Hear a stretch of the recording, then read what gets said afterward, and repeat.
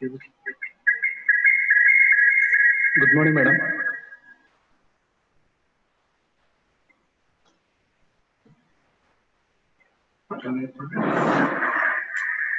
Shall we start with your kind permission, madam?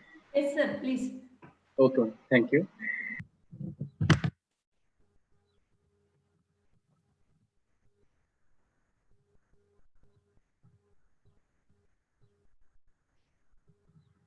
So do I start the session or is there anything that is to be waited for?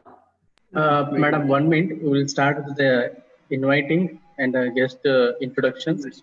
Sure. 2 minutes, madam. Okay, madam.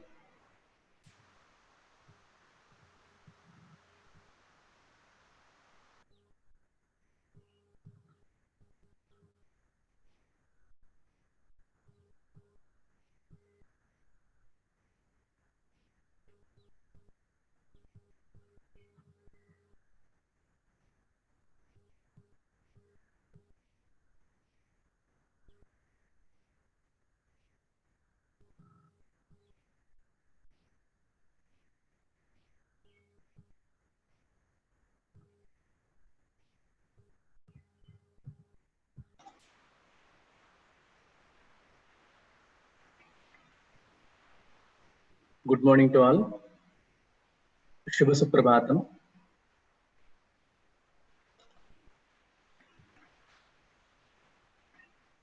Sahasraksham Ganadesham Swagurum Cha Saraswatim Janakam Janitrim Cha Shastradro Pranamamyaham.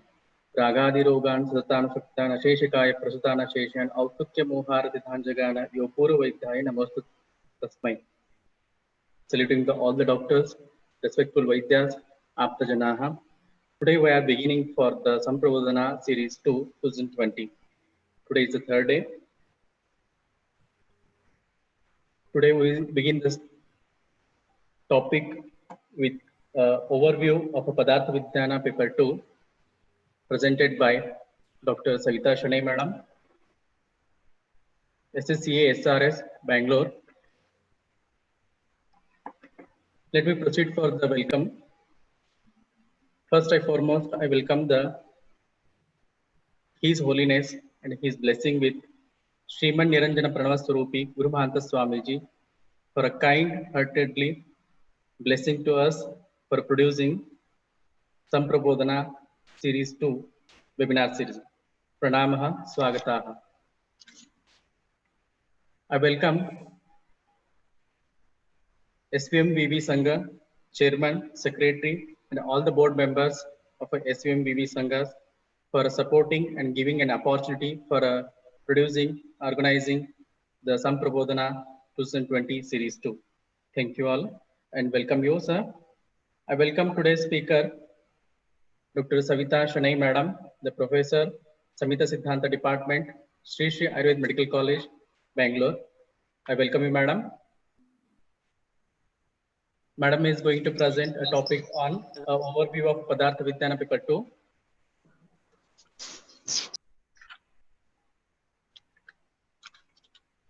I welcome today's our event president, Dr. K.C. Das, sir, the principal and the professor of SVMAMC, the PG Research Center, ILKAL, for his advice and the cooperation for the arranging this webinar series 2. I welcome you, sir. I welcome our event organizers, Dr. Bhantesh Ajin Shetty, sir, the HOD professor and the Department of PG Studies in Samhita Siddhanta, SVMAMC ILKAL, and one more organizer, Dr. B.H. Katti, sir, the professor, Department of PG Studies in Samhita Siddhanta, SVMAMC ILKAL. I welcome both of you organizers, sir. I welcome the event coordinator, Mr. Rupa R. Madam, Dr. V.V. Gowda, sir, Dr. Rashmi Ulli Madam, for their systematic and the neat arrangement of the webinar series 2. I welcome you, the event coordinators. I welcome all the teaching staff, non-teaching staff of SVMAMC, PG Research Center, ILKAL for their support. I welcome you all. I welcome the teachers and the PG scholars, and the UG scholars of other institutions and our institutions being a participant in this event. I welcome you all. I welcome you once again for the webinar series 2, Samprabodhana 2020. Thank you. I over to the Dr. Rashmi Madam for introducing the speaker. Thank you.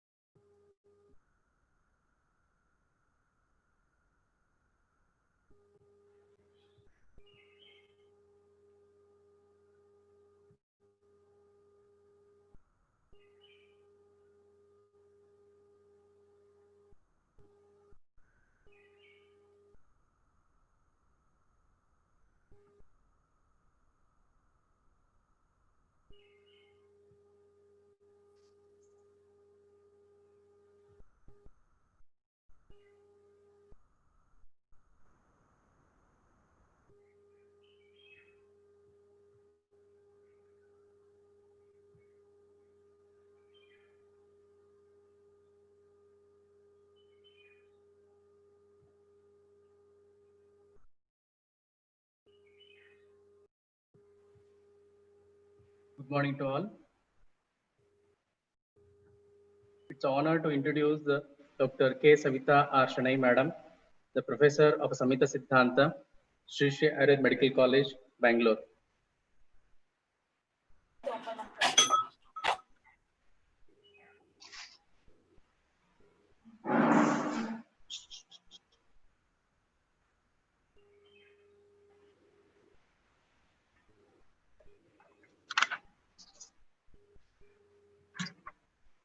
Madam presently working in Samhita Siddhanta Department as a professor in Sri Sri Ayurveda Medical College and the Research Hospital, Bangalore.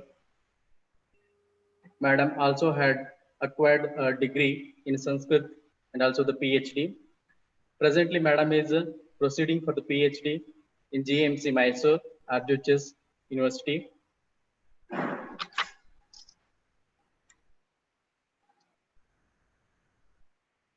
Madam had a teaching experience in Padartha Vijnana, Ayurveda Ityasa, Ashtanga Hridaya, and a Charaka Samhita. Madam has a teaching experience with the 10 years for the UG and the PG for the 4 years. Presently, Madam has a guiding for the 4 thesis for their students in Sri Sri Ayurveda Medical College. Madam has conducted many camps and seminars and also served as a convener of the literary committee for the 2 terms during the 2015, 2016, June 2017, June 2018. Madam has awarded Ayur Visharada by Himalaya Drug Company for the securing the second highest marks in the third professional BMS with the highest score. Also, Madam is a topper in the class in the first professional BMS with higher marks. Madam has a 7th rank at Karnataka State Open University for the acquiring the MA degree in Sanskrit. Madam has delivered so many lecturers as a research persons with good eminent speakers. Madam had published so many journals. Today it is our honor to getting taught by the speaker as an eminent scholar in the Ayurvedic field. Which today I welcome you, Madam, for proceeding the topic. Thank you. I over to you, Madam. Thank you so much, sir. Thank you.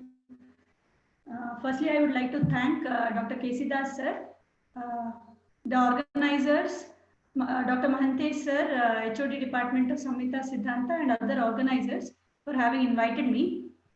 So I'll just start with the session directly without wasting much of time. So I hope I'm audible. Yes, Madam, it is clear. So I'll be sharing the screen. Yes, Madam. You can see it.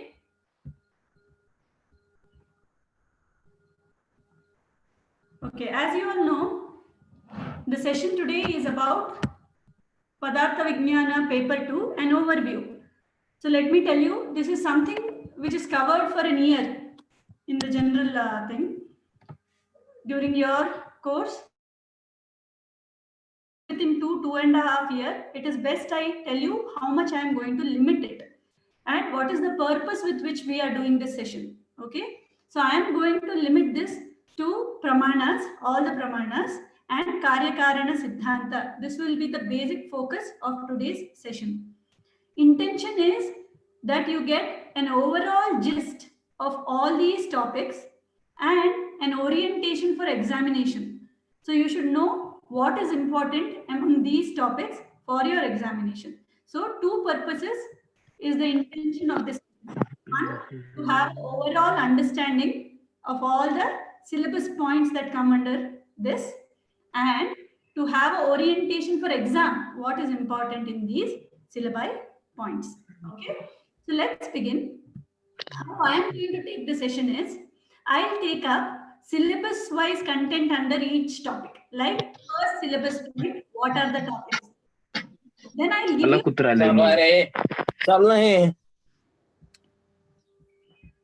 Then I'll.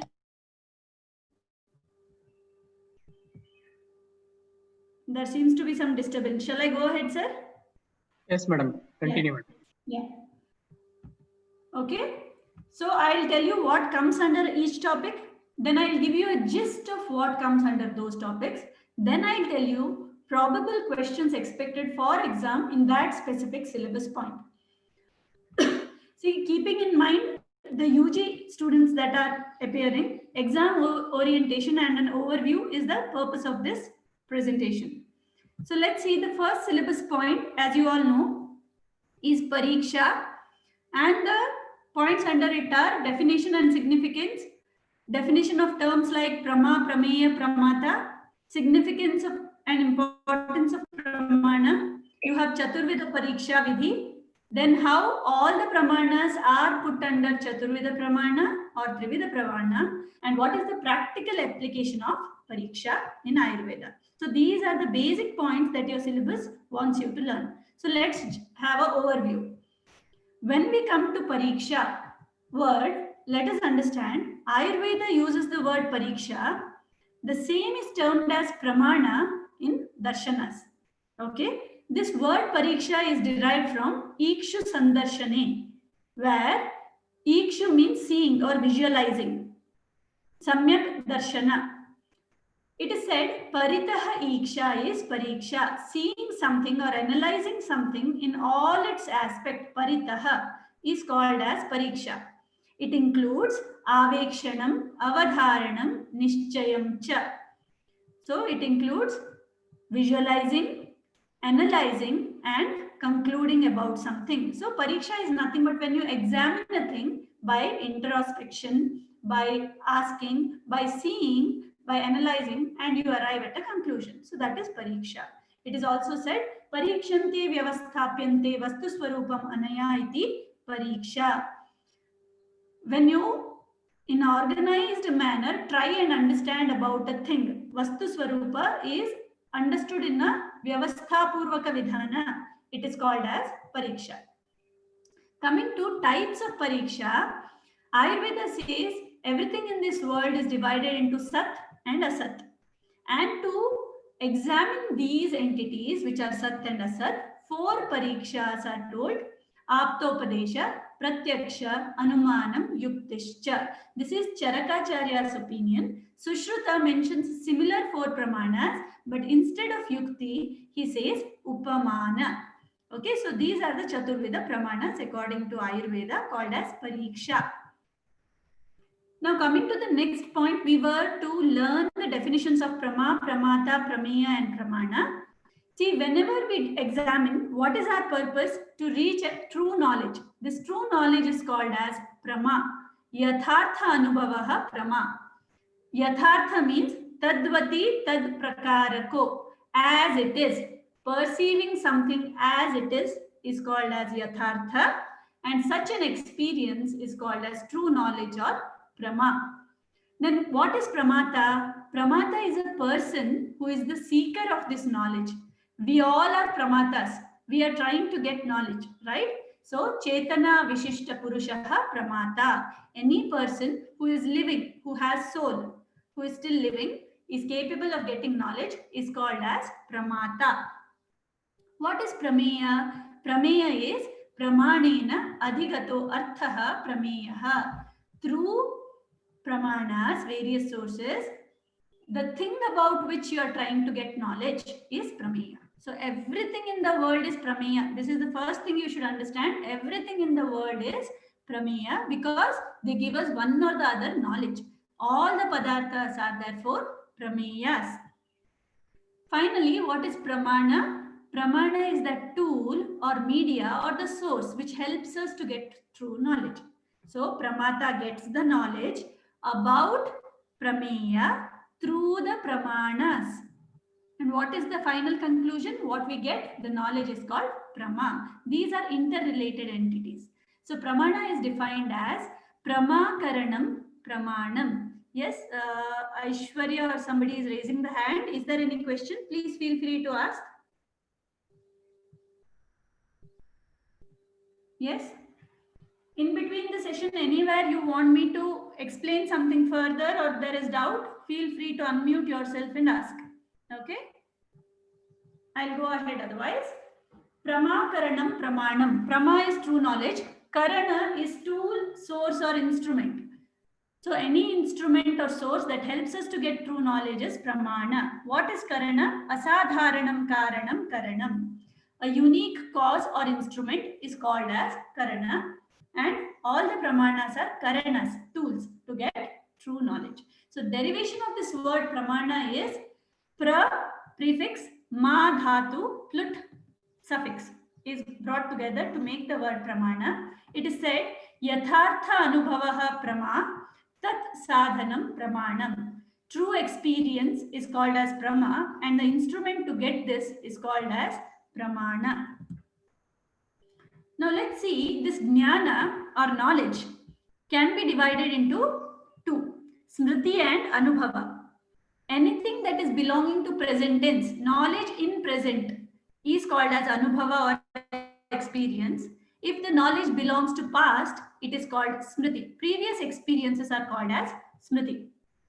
Both smriti and anubhava could be yathartha or ayathartha. Yathartha means perceived as it is, which is true knowledge, or perceived in a wrong way or faultily is called as ayathartha or aprama. Okay, here yathartha, that is true knowledges based on the pramana used, are four types. If you use pratyaksha pramana to get the knowledge, pratyaksha jnana is the outcome. If anumana is used, anumiti is the prama that comes out of it. If upamana pramana is used, upamiti is the jnana. If shabda pramana or aptopadesha is used, shabda is the jnana that is got. So these are the four types of jnana yathartha.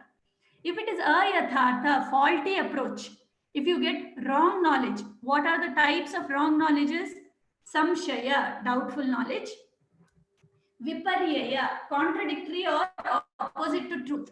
So faulty knowledge. Swapna, in dreams you see events, but they are not actually happening. So these are illusionary things. So what you see in dreams are faulty. Tarka, those of the knowledges which are still under argument, not still proven, which are still debatable, such are called as tarka.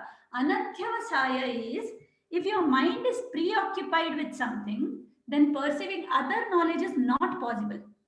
This, if you are watching TV and somebody else is talking to you, you might not actually get the proper knowledge of what the person is talking because you are engaged with TV. So this not being able to get the complete knowledge is called anadhyavasaya. I hope this is clear. True knowledges are pratyaksha, anumiti, upamiti and shabda. False knowledges are samshaya, viparyaya, swapna, tarka and anadhyavasaya. So this is when you divide prama and aprama. Next syllabus point tells you about pramana sankhya, number of pramanas. You should understand, when we say pramana sankhya, number varies from different schools of thought. Each darshana has accepted different numbers. So when pramana sankhya is told, there are various acharyas who have told there is just one pramana, and one acharya who has even told there are 10. So in this range, Charvaka accepts one pramana, that is Pratyaksha. Baudha, Jaina, Vaisheshika, and even the modern parlance accepts two pramanas, Pratyaksha and Anumana. Sankhya, Yoga, Ramanuja, these accept three pramanas, that is Pratyaksha, Anumana, and Shabda. Nyaya Darshana, Maheshwara Sampradaya, and even Sushruta Samhita accepts 4 as the number of pramana, that is Pratyaksha, Anumana, Shabda, and Upamana. Prabhakara Mimamsakas, they accept these 4 plus Arthapatti, 5 pramanas. Kumarila Bhatta Mimamsa and Vedantikas have accepted the above 5 with Abhava or Anupalabdhi as the pramana, 6 pramanas. Pauranika, these people have accepted 8 pramanas, that is all the above 6, along with Sambhava and Aitihya. Tantrikas have accepted the above 8 with Cheshta Pramana. They say the number is 9. And others, there are few others who have included Parishesha as the 10th Pramana. Okay, this way, Pramana Sankhya is various due to by various authors. Jaimini Darshana has accepted that there are 6 Pramanas, but the naming is very different from the 6 told by Kumarila Bhatta. The 6 pramanas by Jaimini Darshana are Arthapatti, Sambhava, Abhava, Pratibha, Aitihya, and Upamana. And as you all know, Charakacharya says Aptopadesha, Pratyaksha, Anumana, and Yukti as the 4 pramanas. Understand that Yukti is it's a Pratitantra Siddhanta only limited to Charaka Samhita. Charaka has accepted Yukti as a pramana. No other person has accepted it. Okay. So as Yukti, it's a speciality of Charaka Samhita, one of the pramanas accepted. Then we have, see in exam you will get the question, Antarbhava of all the pramanas under Trividha Pramana. That is, either the pramana will be put under Pratyaksha, Aptopadesha, or Anumana. One of these 3 you will put the pramanas. So Arthapatti has been included under Anumana. Abhava or Anupalabdhi has been included under Pratyaksha. Sambhava has been included under Pratyaksha again. Aitihya is included under Aptopadesha. Cheshta is included under Anumana Pramana. Parishesha is included under Pratyaksha. Yukti is included under Anumana, and Pratibha Pramana comes under Aptopadesha. So this is about the first syllabus point. Of course, after this, they have given significance of Pramanas. I have not considered it here because we'll be taking up one by one Pramanas next. So then and there, we'll learn how they are applied and how they are important. So from this first syllabus point, the expected question in exam, for 10 marks, you can expect define Pariksha and its significance, types of Pariksha according to Ayurveda and their applicability. This is the expected 10 marks question for this syllabus point. For 5 marks, you may expect define Pariksha, its types and importance. See here when they say types, it is not Pramana Sankhya they are indicating. When they are saying types, mainly the names are to be written, not just the number. Okay, you have to say Ayurveda says Chaturveda Pramana, they are as follows, and give little explanation about it. Then for 5 marks, what is Pramana? Explain Pramanas accepted by Ayurveda. When we say Ayurveda, it is not limited to Charaka or Sushruta. Both have to be explained. So Chaturveda according to Charaka you have to explain. Chaturveda according to Sushruta you have to explain. That is expected there. Explain the inclusion of various Pramanas under Trivida Pramana. Explain Pramana Sankhya according to different schools of thought. Explain Pradhanya of Pramana. These are the 5 marks question that you may expect in exam. Understand one thing, for 10 and 5 marks, always start with an introductory paragraph. One introduction is to be given. Only after that you start with what is asked in the question. Without that, you will lose marks. So good presentation would be to start with an introduction for 10 and 5 marks question. And for 3 marks, questions like define pariksha, define pramana, or define prameya, define prama, define aprama and its types, Chaturvida pramana according to Ayurveda, pramanas accepted by Charaka, pramanas accepted by Sushruta, or you may even be asked antarbhava of Vividha pramanas under Trividha pramana. So these are the expected questions. With this, we come to end of syllabus point 1. Any doubt is there in this, or you want me to explain any of the parts, please feel free to unmute yourself and ask. Sir, can the participant unmute themselves, or the right is with the host, sir? What, madam? Participant has the right to unmute and speak, or host has to unmute them? Host has to unmute, madam. Okay, in case students have any question, please raise your hand. I'll unmute you. Madam, I already instructed the participant to put their any questions, doubts in the chat box, madam. Okay, sure, sir. Okay, madam. Thank you. Thank you, sir. Thank you. So with this, syllabus point 1 is over. The second syllabus point is Aptopadesha Pariksha or Pramana. So this includes Lakshana of Aptopadesha, Lakshana of Apta, Lakshana of Shabda and its types, Shabda Vrittis, that is Abhidha, Lakshana, Vyanjana and Tatparya, Shaktigraha Hetus, Vakya characteristics, Vakyartha Jnana Hetus, that is Akanksha, Yogyata, Sannidhi, followed by, of course, application and importance of Aptopadesha Pramana. So let's start. Aptopadesha Lakshana. So what is Aptopadesha? The definition is to be taken up.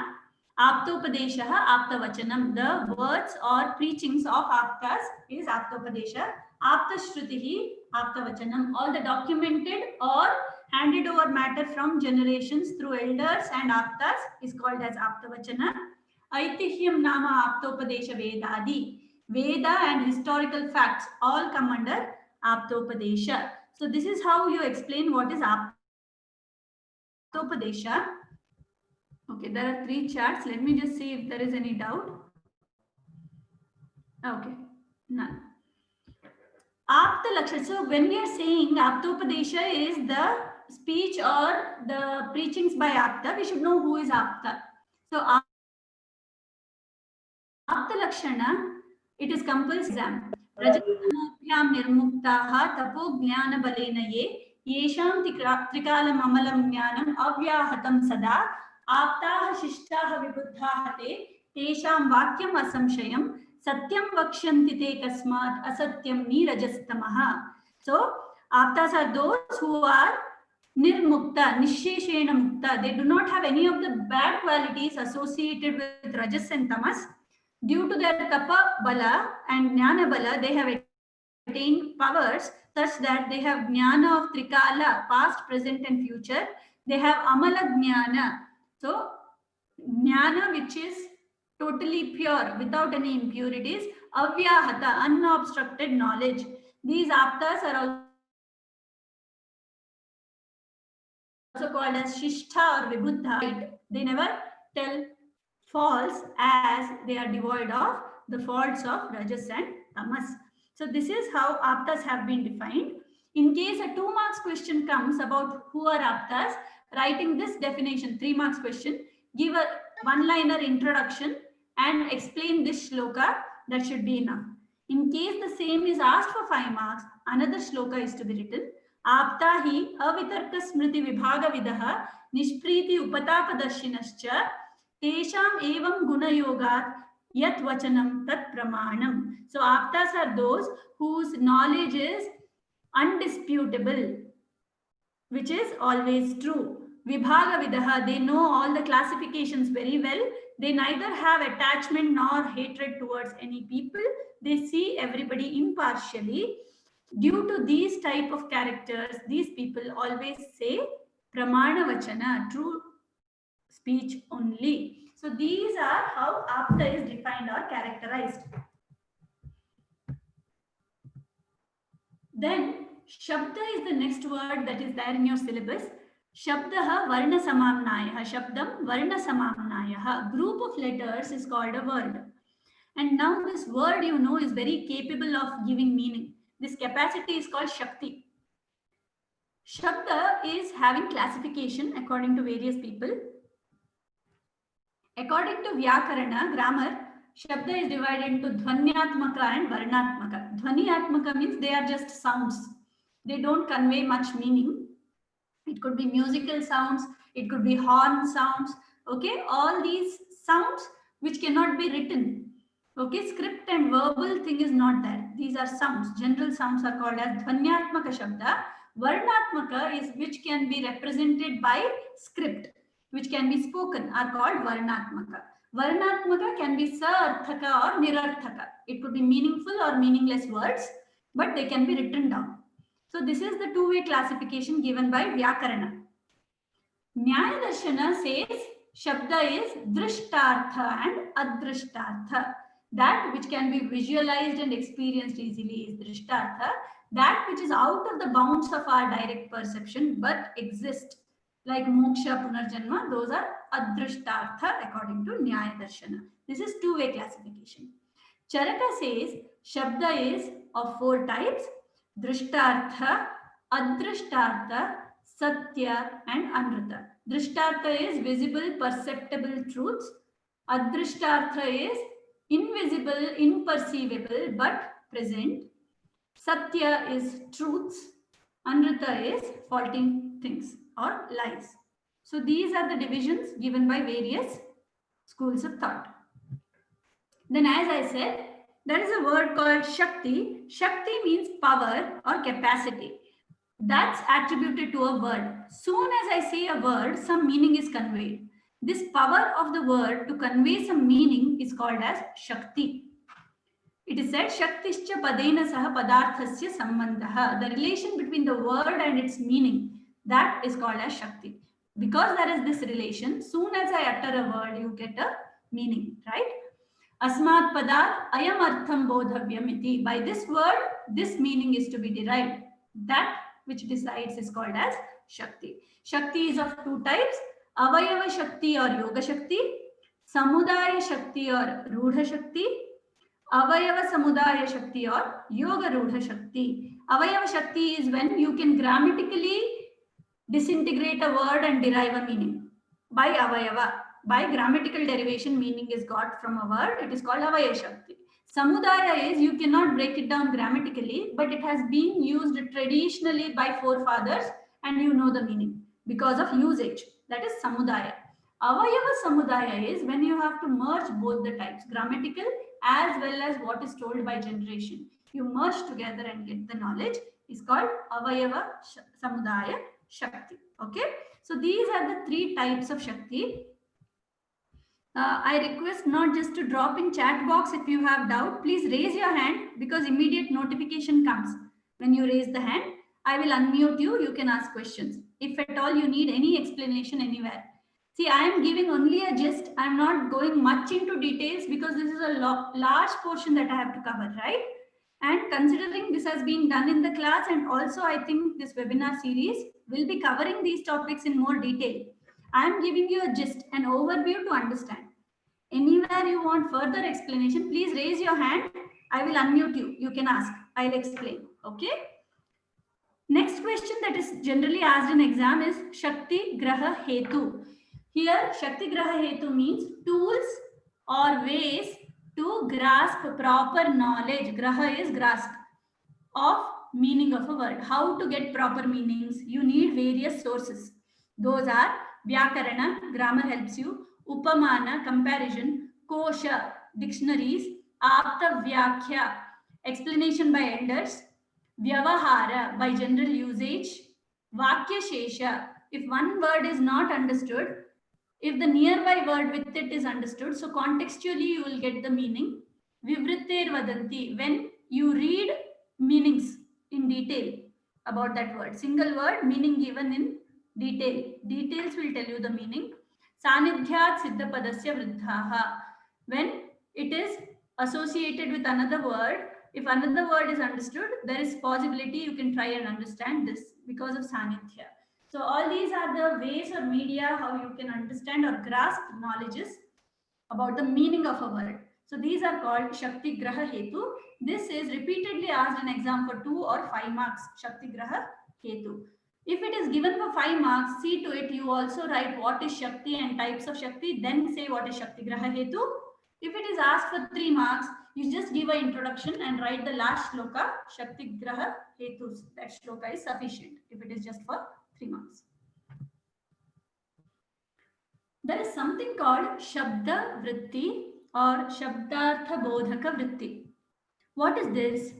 See, if I hear somebody speaking, there are various ways how I can receive the knowledge or meaning. So how I can derive meaning is told by Shabda Vritti.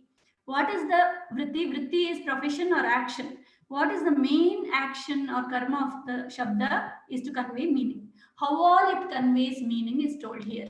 Shabda Vritti means how all meaning is conveyed. Okay, these are 4 types: Abhidha, Lakshana, Vyanjana and Tatparya.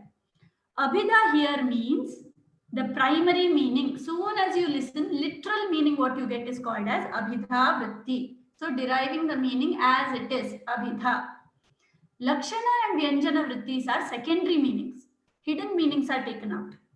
Lakshana Vritti is again divided into 5 types: Jahat Swartha Lakshana, Ajahat Swartha Lakshana, Jahata Jahat Lakshana, Gauni Lakshana, and Lakshita Lakshana. These are the 5 types. These are secondary meanings. Vyanjana Vritti is more used in literature and poetics. Usually it is sarcastic comment or usage of similes, or it is a taunt-like comment. Vyanjana Vrittis include Shabdi Vyanjana and Arthi Vyanjana, mainly used in poetics. Tatparya is the last vritti. This is the intention of the speaker and the listener, intention with which it is told. Okay, like you might have heard, Saindhava is a word. It means salt. It also means horse. So based on Tatparya, intention of the speaker, you should know whether he is speaking about salt or horse. For example, if I am having food and I say Saindhavam Anaya, get salt, should be understood, not get the horse. Because when I'm eating, I don't need horse, I need salt. If I am starting for a journey and I say Saindhavam Anaya, I probably mean get the horse, certainly not the salt. Okay, so based on the intention of the speaker, when you get the meaning, it is called Tatparya Vritti. So this is how the 4 Vrittis are told.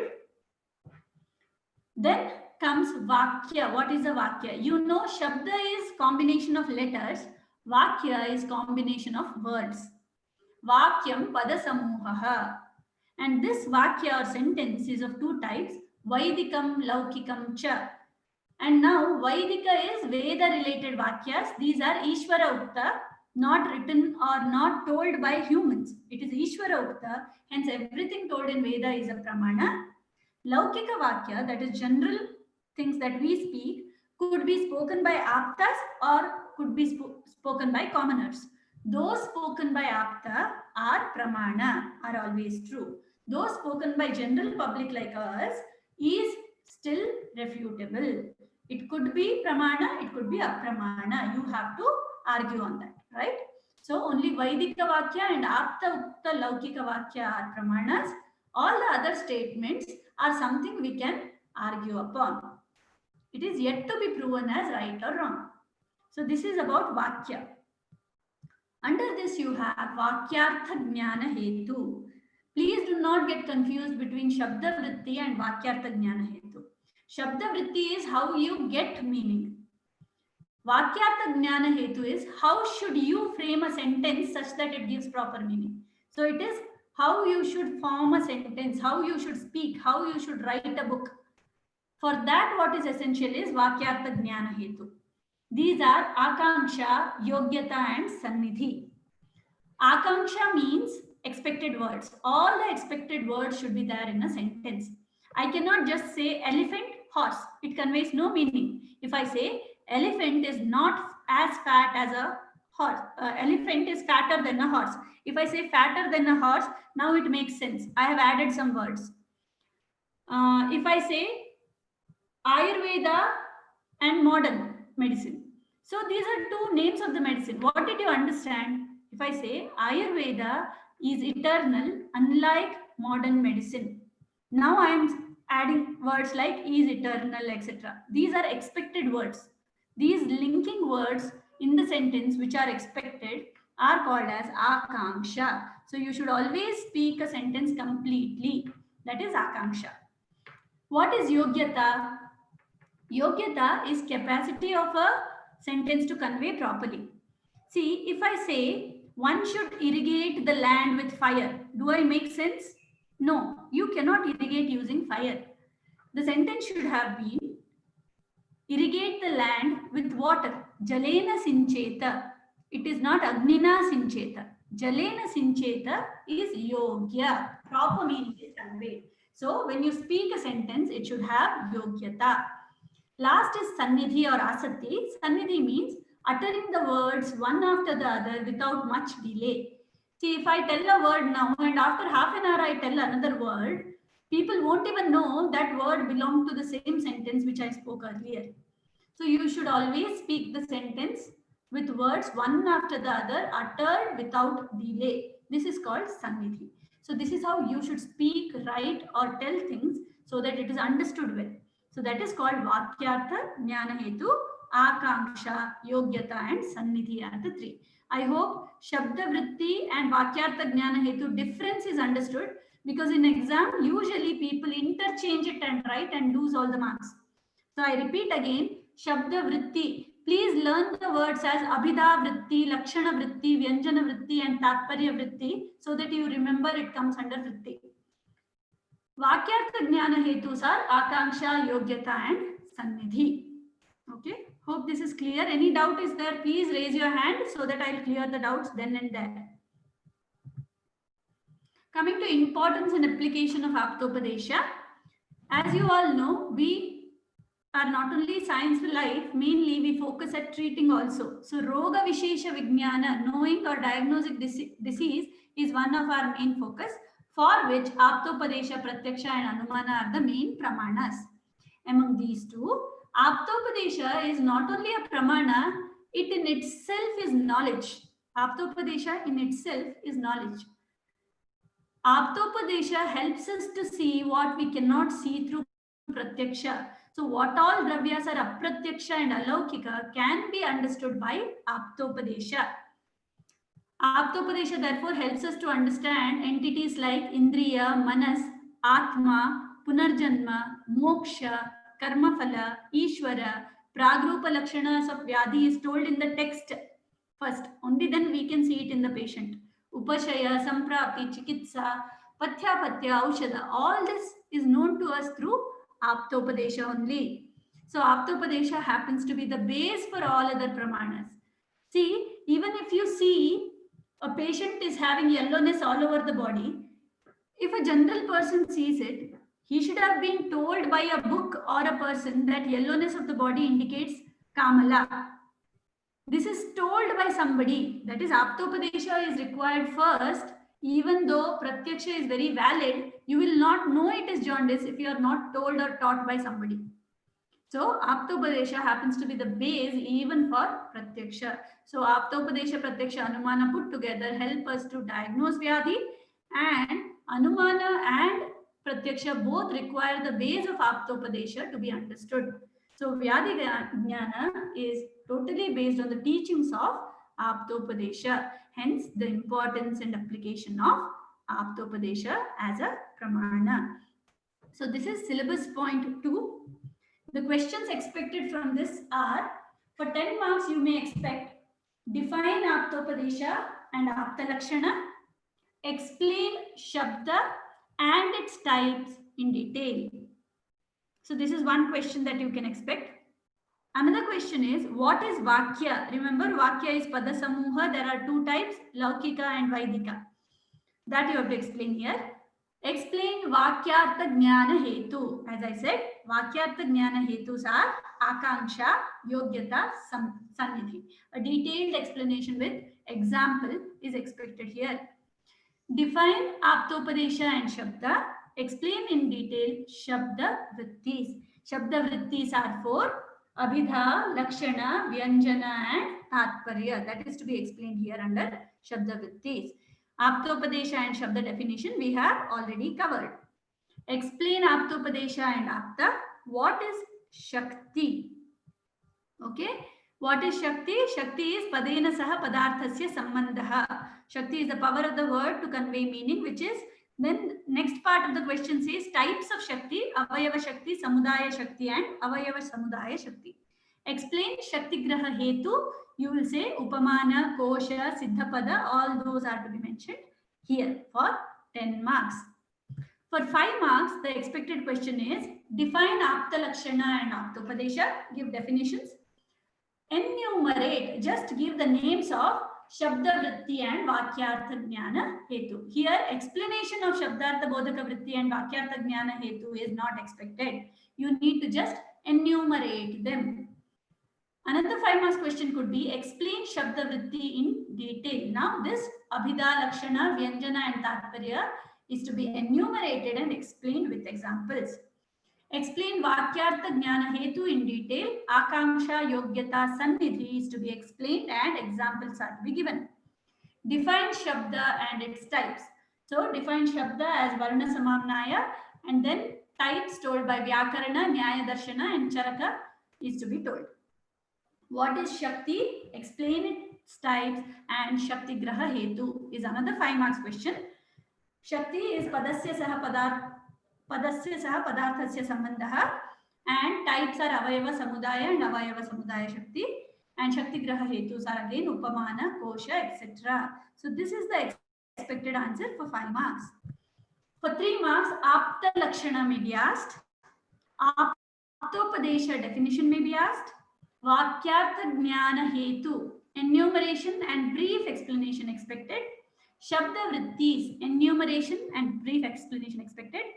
Types of Shabda, types according to Vyakarana, Nyaya and Charaka is to be enumerated.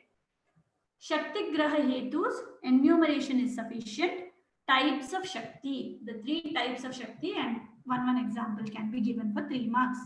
So this is about syllabus point 2, Aptopadesha, Pariksha or Pramana. Yes, please raise your hand if any doubt is there or any point requires explanation. Please let me know. Okay. So we move on to syllabus point 3, that is Pratyaksha, Pariksha or Pramana. You are asked to say Lakshana, that is definition of Pratyaksha, classification of Pratyaksha, Indriya Prapya Karita, Sannikarsha. Yes, I see a chart.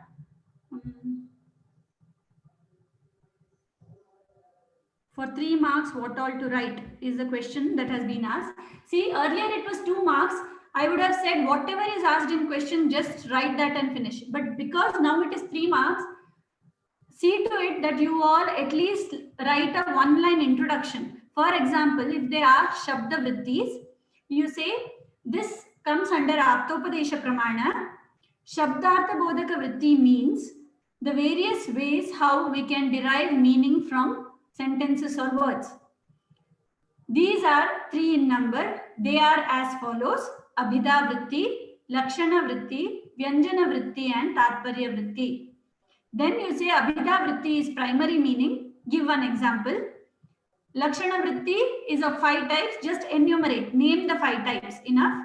Vyanjana Vritti is also secondary meaning. It is of 2 types. Shabdi Vyanjana, Arthi Vyanjana. Tatparya Vritti means the intention of the speaker based on which meaning is derived. That's it. This will be enough for 3 marks. So this is how 3 marks question is to be approached. Usually enumeration and general translation is enough. No need of further explanation unless explain word is there in the question. So enumeration and to the point answering is enough if it is 3 marks question. I hope that satisfies the question that is asked. That is what is expected. 1-line introduction and directly dive into what is asked. Enumeration and just translation. Explanation is not needed for 3 marks unless the question itself says explain. Okay, so it is understood. We go ahead with syllabus point 3, Pratyaksha, Pariksha or Pramana. As I said, there is definition, there is Indriya Prapya Karita.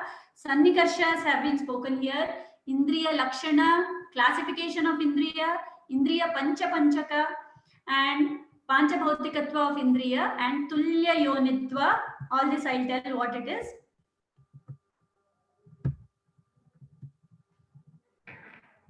Trayodasha Karanas, Antakarana Pradhanya, Pratyaksha Badhakara Bhava, and how to overcome these, and application of Pratyaksha. This is the syllabus point 3. Let's start with derivation and definition of Pratyaksha. Aksha Vyaptau is how Pratyaksha word is derived. Aksha here does not mean eye. I repeat, Aksha does not mean eyes. Aksha means Indriyas. Anything perceived through Indriyas is Pratyaksha. Akshi means eyes. Aksha means Indriyas. I repeat, Aksha means Indriyas only. Okay? Aksham prati iti pratyaksham. Aksham prati means each indriya grasping its artha is called as pratyaksha. By definition, this is the most important definition of pratyaksha to be by hearted, certainly for exam.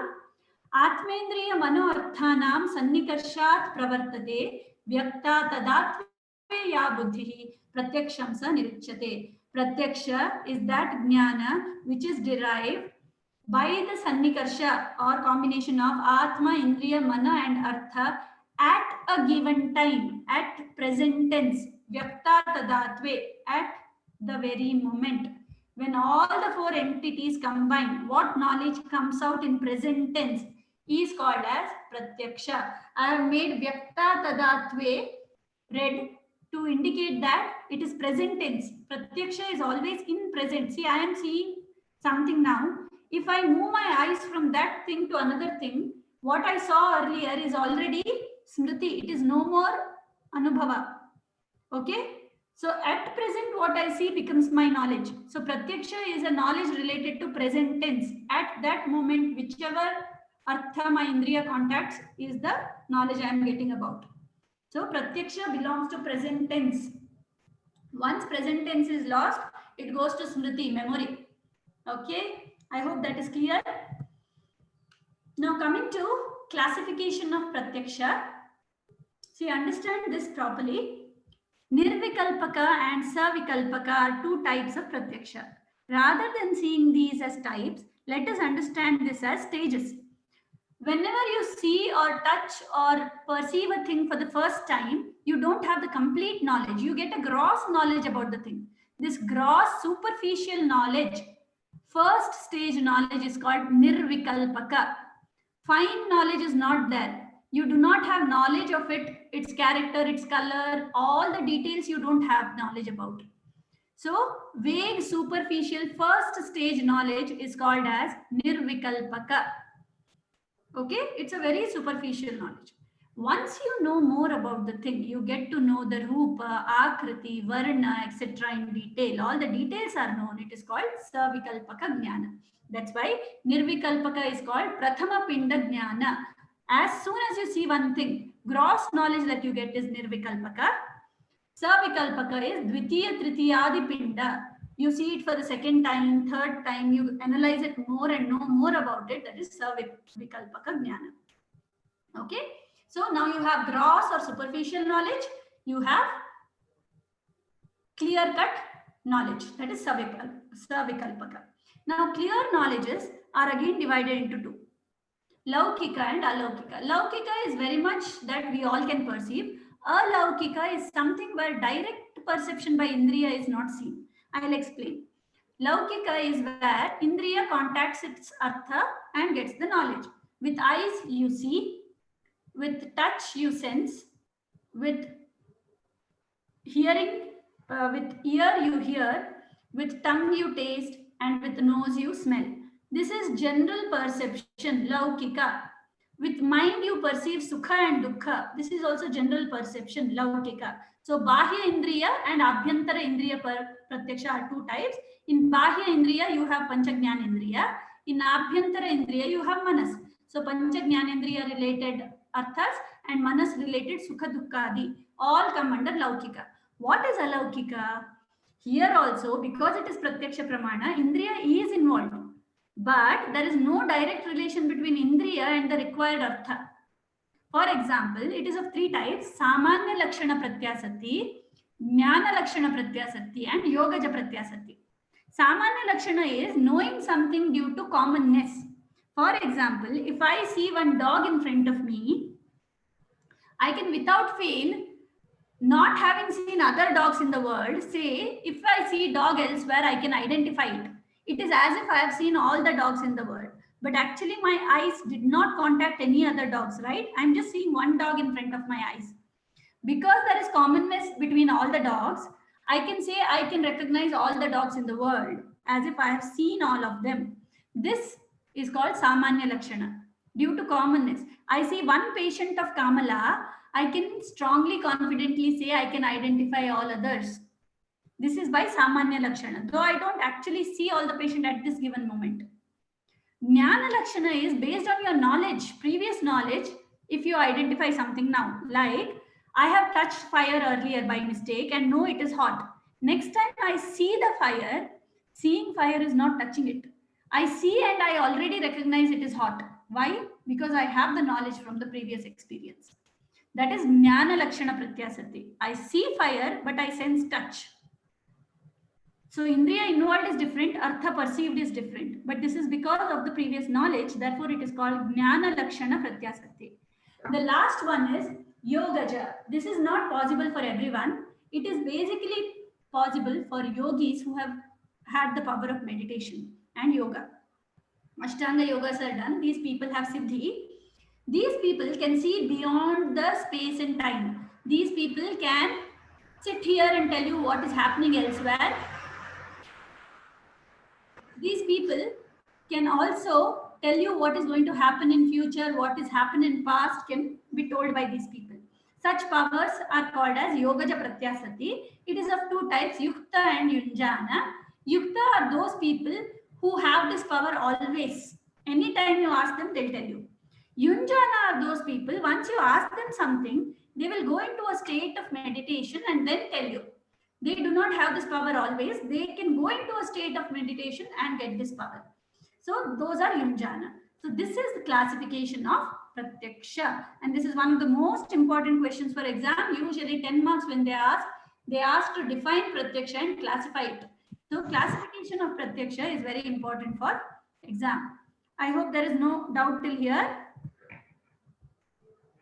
Okay, then comes the concept of Sannikarsha. As you remember, definition of Pratyaksha said, Atma Indriya Manoarthanam Sannikarshat Pravartate. Sannikarsha word comes in definition. Sannikarsha is contact.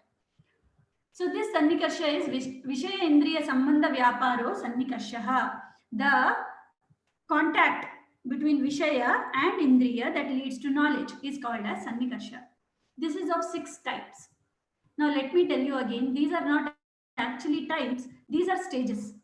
Sanyoga Sannikarsha, Samyukta Samavaya Sannikarsha, Samyukta Samaveta Samavaya Sannikarsha, Samavaya Sannikarsha, Samaveta Samavaya Sannikarsha, Visheshana Visheshya Bhava Sannikarsha. These 6, the first 5 are for perceiving Bhava Padarthas, what is there. The last one is for Abhava, sensing absence. For that, this Sannikarsha is required. Among the first 5 again, the first 3 are applicable to all the Indriyas except Shrotrendriya. The 4th and 5th, that is Samavaya Sannikarsha and Samaveta Samavaya Sannikarsha, are applicable to Shrotrendriya only. So this you understand first. Now we will take up one by one. Sanyoga Sannikarsha is first stage, 1 level. The Indriya contacting Artha. I see a pot. This is Samyoga Sannikarsha, contact of Indriya to the Artha. I see this pot. Okay, this is Sanyoga. Samyukta Samavaya Sannikarsha is 2 stages. I see a pot. The pot is brown in color. So I seeing the pot is called Sanyukta. See, Sanyoga in past tense will become Samyukta. I saw this pot. This pot is brown. This brown color and the pot have Samavaya Sambandha, close relationship. So this is second stage. I see the pot is brown. So I seeing the pot is Samyukta, pot being brown is Samavaya Sambandha. So 2 stages. Okay, pardon the background noise. Then next is third stage. I see the pot. The pot is brown. This brown of the pot is different from the brown of the tree. So you know the shades in brown, right? This is lighter brown, then the brown elsewhere, then the brown of the chocolate. So this knowledge is 3-stage knowledge where I see the pot is Samyukta. It had brown color. Now Samavaya in past tense becomes Samaveta. I saw the pot. The pot was brown. This brown has different shades. This is light brown. This shade is also associated with the brown color. Samavaya Sambandha. So 3 stages. I see a pot. Pot is brown and the brown has shades. 3-stage Sannikarsha. That is called Samyukta Samaveta Samavaya Sannikarsha. I hope this is understood. So anything when you see, you first see it. Then you see it has color or shape. Then you further analyze the color is different from other colors or the shape is different from other shapes. In 3 stages, you perceive things. This is applicable everywhere except Shrotrindriya because you know Shrotrindriya has Akasha in it and Akasha cannot contact with its Artha. For contact, you need to have Astitva. Akasha is Avakasha, space. It cannot contact with anything. So you just remove from the second and third Samyukta word. What is left? Samavaya Sannikarsha, Samaveta Samavaya Sannikarsha. That is for Shrotrindriya Pratyaksha. If you learn first 3, second and third itself, you write it again without Samyukta word. That is for Shrotrindriya. Samavaya Sannikarsha, Samaveta Samavaya Sannikarsha. First level, Akasha has Samavaya Sambandha with Shabda, so it is perceived.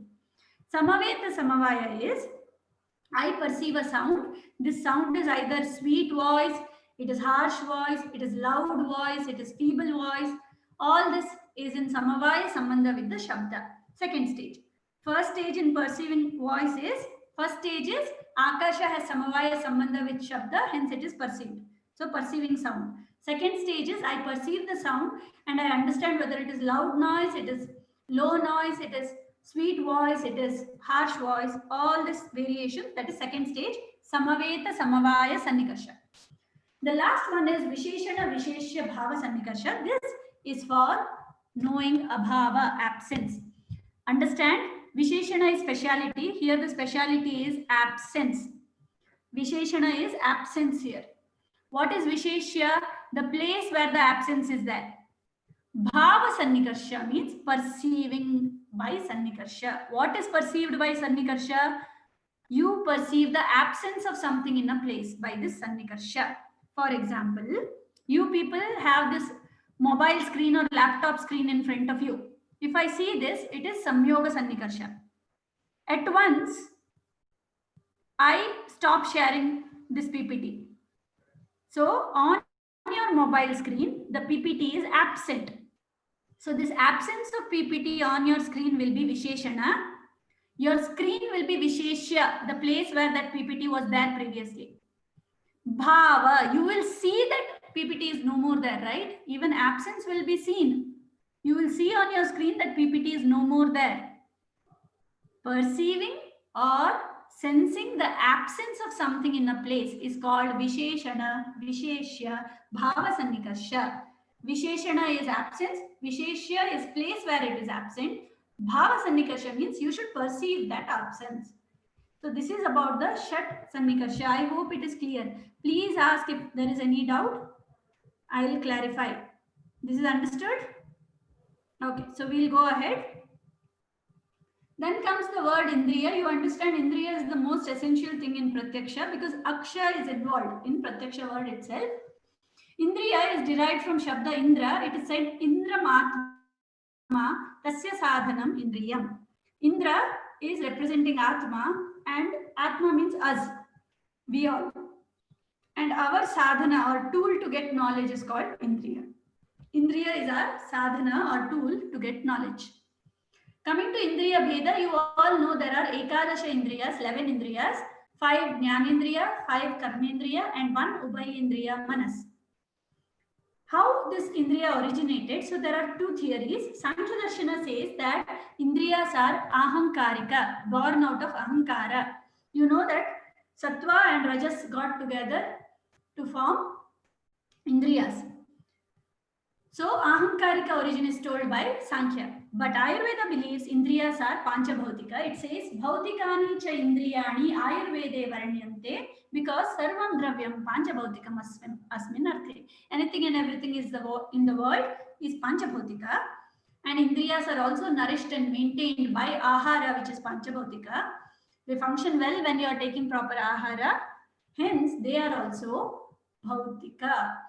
Understand one thing, both are not wrong. What Sankhya Darshana said, Ahamkarika, is about the initial origin or formation of Indriyas. What Bhautika is told by Ayurveda is about maintenance and sustenance of Indriyas, activity of Indriya, which is Bhautika. So initial origin is by Ahamkara, maintenance and sustenance of Indriya is by Panchamahabhuta. This is how you should understand, both of them are right. Then coming to Indriya Pancha Panchaka. What are the Pancha Panchakas? Indriyani, Indriya Dravyani, Panchendriya Adhishthanani, Panchendriya Arthaha, Panchendriya Buddhayaha. These 5 factors of 5 Indriyas put together is called Pancha Panchaka. For Granendriya, it is Prithvi, Nasa, Gandha and Granaja Buddhi is the Buddhi associated. Rasanendriya Dravya is Jala, Adhisthana is Rasana, Artha is Rasa and Rasana Buddhi is derived. For Chakshurendriya, Agni is the Dravya, Chakshu is the Sthana, Rupa is the Artha and Chakshusha Buddhi is derived. For Sparshanendriya, Vayu is the Dravya, Tvak is the Adhisthana, Sparsha is the Artha derived and Sparshana Buddhi is the final knowledge. For Shrotrendriya, Akasha is the Dravya, Shrotra or Karna is the Adhisthana, Shabda is the Artha grasped, Shrotra the Buddhi is the final outcome of the knowledge. These 5 entities related to 5 Indriyas together is called Pancha Panchaka. Finally, we have the concept of Tulya Yonitva. Before we go into further details, Tulya Yonitva, please do not go by the slide, just listen to me. See, with ear, I perceive sound. Why is it? Ear has relation to Akasha Mahabhuta, sound has relation to Akasha Mahabhuta. Both of them have a common base, common source, that is Akasha. Hence, ear can perceive sound because both their base or source is same. With tongue, I can taste because Rasanendriya is Jala Mahabhuta Pradhana, Rasa is Jala Mahabhuta Pradhana. Both have Jala as their Tulya Yoni, common source. That is Tulya Yonitva. It is said, Indriyena Indriyartam hi swam swam grahnati manavaha niyatam Tulya Yonitva na annena anyam itisthitihi. Each Indriya grasps its own artha. With skin you cannot see. With eyes you cannot touch. That is because only their own artha can be grasped. Why is it so? Because there is a common source of origin for both. Tvak as well as Sparsha have common origin in Vayu. That is their Tulya Yoni. So Tulya Yonitva is the concept of having a common source or base which makes the Indriya perceive only its artha because both the Indriya and the artha have common source, that is Mahabhuta. I hope this is clear. Then comes the topic Trayodasha Karana.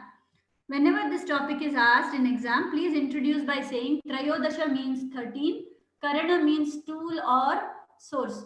So there are 13 tools for perceiving knowledge. 10 of them are Bahya Karanas, 3 of them are Abhyantara Karanas. 10 Bahya Karanas are Panchajnanendriya and Panchakarmendriya. 3 Abhyantara Karanas are Manas, Buddhi, Ahankara. Each of these have their functions. Shrotrendriya does Shabda Grahana, Sparshanendriya Sparsha Grahana, Chakshurendriya Rupa Grahana, Rasanendriya does Rasa Grahana, Granendriya does Gandha Grahana, Hasta does Grahana Dharana, Pada does Gamana Gamana, Payu Malotsarga, Upastha Mutrotsarga and Prajanana, Vak Vachana, Satya and Anruta Vachana, Manas Indriya Vigraha, Swasya Nigraha, Uha and Vichara, Buddhi does Adhyavasaya, Ahankara has the function of Abhimana. Okay, these are the 13 Karanas with their 13 Vrittis. Okay, So now you should understand one thing. Of these, the last three, that is Manas, Buddhi and Ahankara, are said to be Abhyantara Karanas and they are Pradhana. You will be asked in Viva as well as exam to say Pradhanya of Antakarana. Why are these three important? That is because the first 10 are like doors. And these last three are the people who move in and out from the door. So these 10 are the doors in our body. These three move inside our body and go to the external world through these doors. Door will stay as it is. It is these three people who will go inside, go out to the world, perceive things, come back and tell us. So who is important? The person who is moving in and out is more important, right? So they are Dwari. The first 10 are Dwara, doors. Hence, the importance of the last three. Abhyantara Karanas are the one which move through these doors and perceive knowledges. Any doubt is there? Please ask. Okay. After Trayodasha Karana, I'm just checking if there are any chats where doubts are asked. No. Okay. So, next topic is Pratyaksha Badhakara Bhava. Always in exam when there is a question, explain what the term is given in the first line. When you start answering, first say what is Pratyaksha Badhakara Bhava. Don't directly enumerate. Okay. In exam when they ask Pratyaksha Badhakara Bhava, you first say Pratyaksha Badhakara Bhava means Bhava are factors. Badhakara is obstruction or that which obstruct. Pratyaksha is seeing or direct perception. Okay, direct perception. So those are the factors which can obstruct a direct perception are called as Pratyaksha Badhakara Bhavas. Okay. Okay, someone wants me to explain Tulya Yonitva once more. Sure. See, Tulya Yonitva. Tulya means common. Yoni is source or origin. Indriya and Indriyartha, both of them have a common origin or source, that is the Mahabhuta. For example, let us consider Indriya, say whichever Indriya you say, maybe Ghanendriya, okay, nose. In Ghanendriya, what is the Artha it perceives? Gandha, smell. Why does it perceive Gandha only? Because both of them have a common source. Ghanendriya is Prithvi Mahabhuta Pradhana, Gandha is Prithvi Mahabhuta Pradhana. Both of them have a common base. Therefore, this can grasp this artha. Sparsha or your skin cannot perceive smell because skin has Vayu Mahabhuta Pradhana, Gandha has Prithvi Mahabhuta Pradhana. There is no commonness of base in them. But both your Ghanendriya and your Gandha have Prithvi as the common base. This common base is called as Tulya Yonitva. Please let me know if the thing is cleared. In the chat, you can say it is understood. If not, I'll explain again. Yes, it is understood. Right. So now we have Pratyaksha Badhakara Bhava, which means those are the factors which cause hindrance to direct perception. Please understand, write the meaning of the term whenever a question is asked. Charaka as well as Sankhya Darshana have mentioned 8 factors which will hinder or obstruct your Pratyaksha Jnana. Though the terms used by both are different, they mean the same. Let me tell you how. Ati Sannikarsha, extremely close to your Indriya, you cannot perceive it. Okay? Ati Sannikarsha is what Charaka says. Same thing as told as Samipya by Sankhya Darshana. Ati Viprakarsha, very far. This is told as Ati Dura by Sankhya Darshana. Avarana is obstruction, say by wall. What is beyond the wall you cannot see. So any obstruction or covering.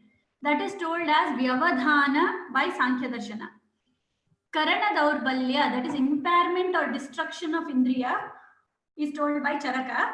Same thing is told as Indriya Ghata by Sankhya Darshana. Mana Anavasthana is instability of mind. Same word is used by Sankhya Darshana also. Samanabhihara, mixing up of similar things together makes it difficult for you to identify the thing. That is Samanabhihara. Abhibhava is overpowering. See, when in daytime you cannot see stars because the sunlight is more powerful than the light from stars. This is Abhibhava, overpowering. Ati Saukshmya, minuteness. Same is used as Saukshmya in Sankhya Darshana. So these are the 8 entities. Please let me know if all the 8 factors are understood, or I'll explain again. Once again, ma'am. Once again, Ati Sannikarsha, being very close. For example, you apply kajal in your eyes. You cannot see that kajal in your eyes because it is very close to you. Try keeping book very near to your eyes. You cannot read because it is very close. Ati Viprakarsha is dura, very far. Now, not all stars you can visualize. There are more stars in the universe which you cannot see. You cannot see all the galaxies. Why? They are very far. So that which is very far cannot be visualized. Avarana. If there is a wall, you cannot see across the wall. Even in your body, if there is a fracture, you need X-ray to tell you what is happening inside. From outside, you cannot see your lungs, you cannot see your stomach. From outside, you cannot see the bones, veins, etc. Right? You cannot see what is inside because there is covering of skin over it. So this is avarana, badha. You cannot access inside. Karana daurbalya, like people wear specs, hearing aids, etc. because they have problem in perception, right? That is karana daurbalya. Mana anavasthana, like for example, you are sitting in the class, teacher is teaching, you are hearing what teacher is saying, but somewhere your mind is wandering, you are thinking of a movie you saw yesterday, and teacher asks you a question about the class going on, you don't know the answer. Why that happens? Though you were listening, you were not attentive. Mind was wandering elsewhere. So you did not perceive what was told. So this is mana avasthana. Instability of mind is another reason why pratyaksha cannot be grasped. Samana vihara, for example, you have a heap of rice in front of you. Heap of rice is there. You take one fistful of rice from another heap and put it into this. 2 rice types you have mixed together. One is, say, basmati rice. Another one is general rice. But still, it is very difficult to pick them both different, right? That is because they are very similar to each other. So mixing up of similar thing gives a confusion in vision. Abhibhava is overpowering.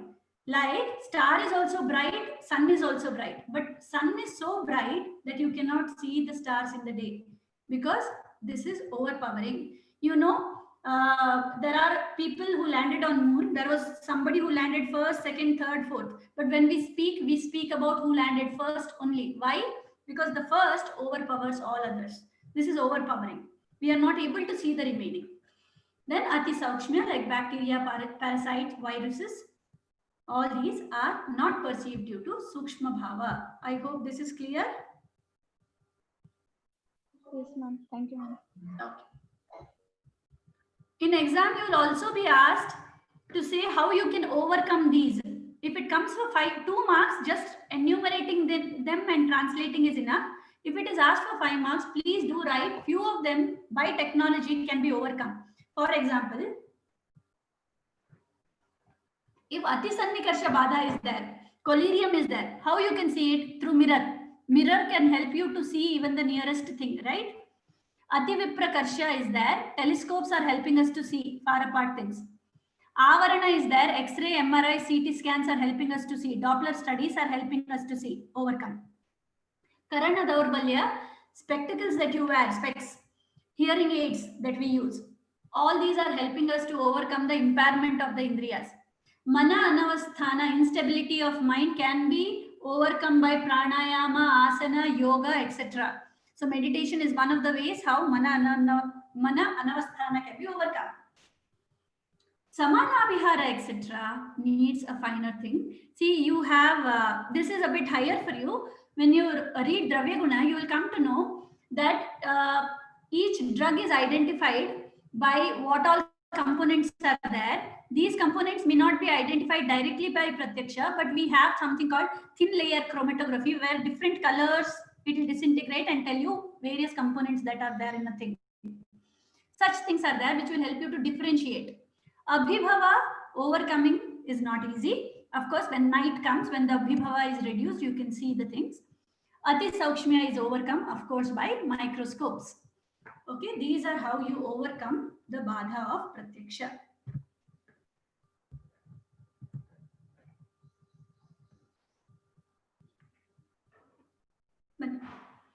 See, then last point is importance and utility of pratyaksha in Ayurveda. You will see the first line I have just written, Pratyaksha, perception through each Indriya. This is actually a very huge explanation. I'll tell you how it is to be explained.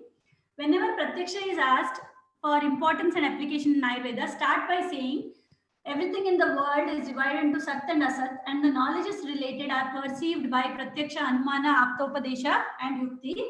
Among this, Pratyaksha is the most valid pramana because there is direct perception. You see it yourself. You don't need evidence further. Something you see or perceive yourself doesn't require evidence. So it is the most valid among all the pramanas. It is used in Ayurveda in this way. You say, start one by one. Let us start by Chakshurendriya. By Chakshurendriya, what all you do? You can see the gait of your patient. You can see the patient is obese, emaciated, how the body structure of a person is. You can see the coloration, like you can see in jaundice he is yellowish, in cyanosis he is bluish, right? In anemia he is pale. All this you can see. You can see that there is lesion on the skin, kushtha. Lesions on the skin can be seen. Tumors or growths can be seen. All these are perceived by Chakshurendriya Pratyaksha. What all can be perceived by Ghanendriya? By Ghanendriya, we can perceive smells like body odor of the person, halitosis, oral smell can be perceived. Any altered smell in relation to mala, mutra, etc. or rakta can be identified through smell. Any decay or gangrenous changes in the body can be analyzed by smell.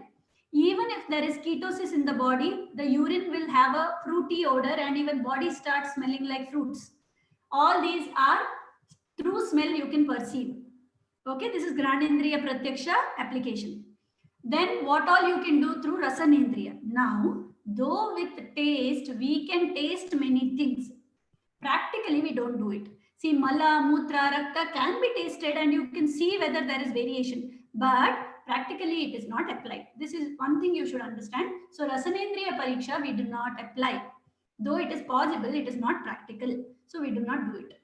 Then there is Shrotrendriya Pratyaksha. By Shrotrendriya, what all you do? You auscultate, you hear. What all you hear? Heart sounds, respiratory sounds, gurgling sounds in the abdomen.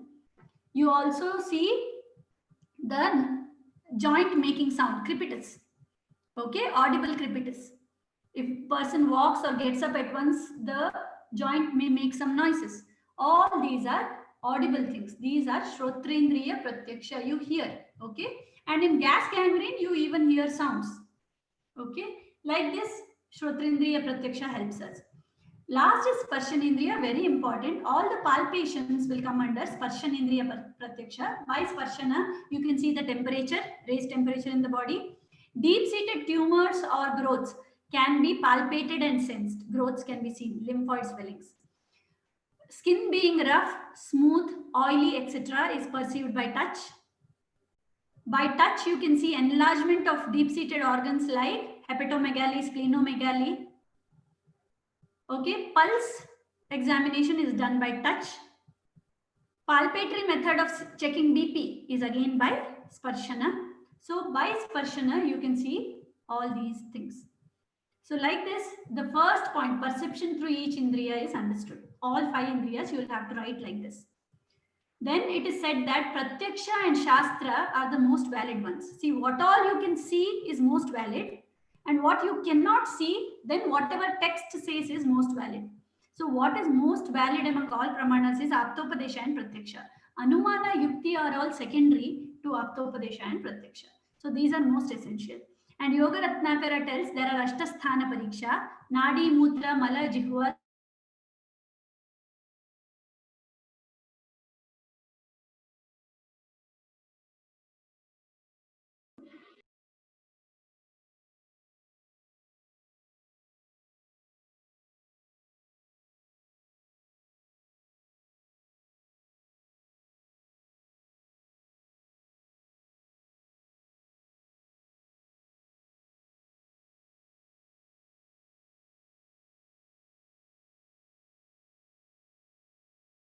Shabda, Sparsha, Druk, Akriti. These, you can check all these 8 sthanas of Pariksha.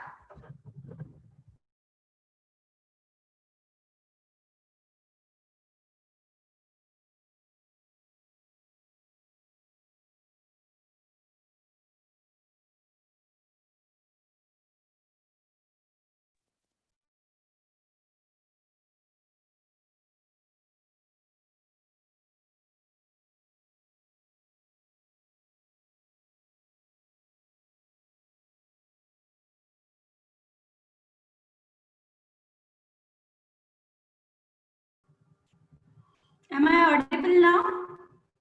Yes, madam. And It's audible. is the screen shared or should I share it again? Share it again, madam. Okay. Sorry, it was a technical error. Connection issue.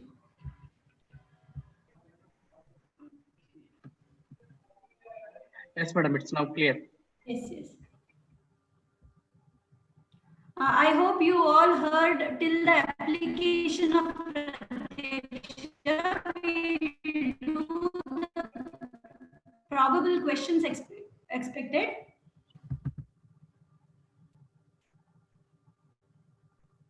Yes. So the probable questions expected in Pratyaksha is definition of Pratyaksha and classification. Second question that can be expected for 10 marks is define Pratyaksha and Sannikarsha. Explain the Sannikarsha in detail. So Sanyoga, Samyukta Samavaya, Samyukta Samaveta Samavaya, Samavaya Sannikarsha, Samaveta Samavaya Sannikarsha, and Visheshana Vishesha Bhava Sannikarsha. These are to be explained. Explain Indriya Lakshana, classification, and Indriya Pancha Panchaka. What is Tulya Yonitva in context of Indriyas? This is another 10 marks question. Remember, whenever a 10 marks question is asked, make sure to give an introduction. Say this is associated with Pratyaksha Pramana. Then explain what the question asks. Give an introduction. Then start answering what is asked. Always 10 marks and 5 marks not to be written without introduction. Otherwise, you will lose marks. Then 10 marks you can expect define Karana. What are Trayodasha Karanas? Explain the dominance of Antakarana in detail. This is expected. Other expectation is define Pratyaksha. Explain Pratyaksha Badhakara Bhavas in detail with various methods to overcome them. Okay. Finally, you have define Pratyaksha Pramana with its application and importance in detail. So define Pratyaksha where you define and give, though here they have not asked to classify Pratyaksha, see to it you say classification of Pratyaksha and draw the chart. Don't explain. Define Pratyaksha, draw the chart of classification, then go to explanation and importance. Always see to it you don't miss out very important things in the answer. Okay. For 5 marks, you may expect define Pratyaksha, explain its classification in brief. Define Indriya, enumerate the types and Pancha Panchaka. This is nothing but Indriya Pancha Panchaka is to be explained. Give brief account of Sannikarsha. You will define Sannikarsha, enumerate and explain. Pradhanya of Pratyaksha Pramana, that is importance and application of Pratyaksha Pramana is expected. For 3 marks, Pratyaksha Pramana, when they just say Pratyaksha Pramana, define it and classify it. Classification of Pratyaksha Pramana, though just classification is asked, first define it, then classify it. Alaukika Pratyaksha, say what is Alaukika Pratyaksha, give the 3 types and just give 1-line explanation for each. Pratyaksha Badhakara Bhava, first tell what is Pratyaksha Badhakara Bhava, enumerate the 8 and give 1-line explanation of each. Enumerate Sannikarshas, they have just said enumerate, so you need to define Sannikarsha and tell which are the 6 types. Indriya Pancha Panchaka, draw the chart. First 1 line you tell what is Indriya Pancha Panchaka. Trayodasha Karana, tell what is Trayodasha Karana first. Enumerate them and say Antakarana is more important. Tulya Yonitva, say this comes in the context of Indriya perceiving their Artha. Then mention what is Tulya Yonitva, give an example. Indriya Vrittis, for this, see to it you mention 11 Indriyas and tell what is the function they do. The chart I had shown you, that is to be drawn. Okay, with this we come to end of Pratyaksha, third point. Any doubt? I see one chat here. Okay. Right. So there is no doubt as such. We'll move ahead. Anumana Pramana is the 4th syllabus point. Here you have definition of Anumana Pramana, various terms, that is Anumiti, Paramarsha, Vyapti, Hetu, Sadhya, Paksha, Drishtanta. Then types of Anumana by Charakacharya and Nyaya Darshana, characteristics and type of Vyapti, Lakshana and types of Hetu, description of Ahetu and Hetvabhasa, characteristics and significance of Tarka, and then application and importance of Anumana in various fields. So this is what we are going to cover now. Now, among all the topics in Padartha paper to Padartha portion Pramanas, Anumana happens to be a bit difficult. So let me make it a bit easier if I can. See, Anumana Pramana is knowledge by inference, right? So unlike Pratyaksha, you don't see things clearly here. What happens is you see a part of the thing, and based on what you see, you infer another unseen thing. That is what is happening here. So you see something, based on that, you infer or analyze about something that is not seen. So which knowledge you are getting about unseen thing? To get that knowledge, you require one pratyaksha. Something you have to see. A part should be seen. That seen part is called as hetu. The visible thing in Anumana Pramana is called as hetu. Based on the hetu, you get knowledge about another thing. That thing is called as sadhya. That you will prove. So hetu helps you to prove about sadhya. Sadhya is unseen. Hetu is seen. Pratyaksha. Hetu is pratyaksha. Sadhya is anumana grahya, perceived by anumana. The relation between hetu and sadhya, hetu sadhyayoho sahacharya niyamaha vyaptihi. The inevitable, inseparable relation between hetu and sadhya is called as vyapti. Now this hetu will be present on something, right? Some place. This place is called as paksha. I hope the diagram is visible to you. You can see the arrows, hetu and paksha. So hetu will be residing on a place. That place is called as paksha. And this relation of hetu and paksha is called as paksha dharmata. Hetu being present on paksha. Hetoho pakshe vrittitva dharmam paksha dharmata. Hetu being present on paksha is called paksha dharmata. Now, see, very easy. Hetu is present on paksha. Hetu is closely related to sadhya. Wherever hetu is there, sadhya has to be there. So, if hetu is present on paksha, it is understood sadhya should also be present on paksha. Hence, sadhya gets proved. This is all Anumana Pramana is about. You know, paksha possesses hetu. It has a hetu. Hetu is inevitably related to sadhya.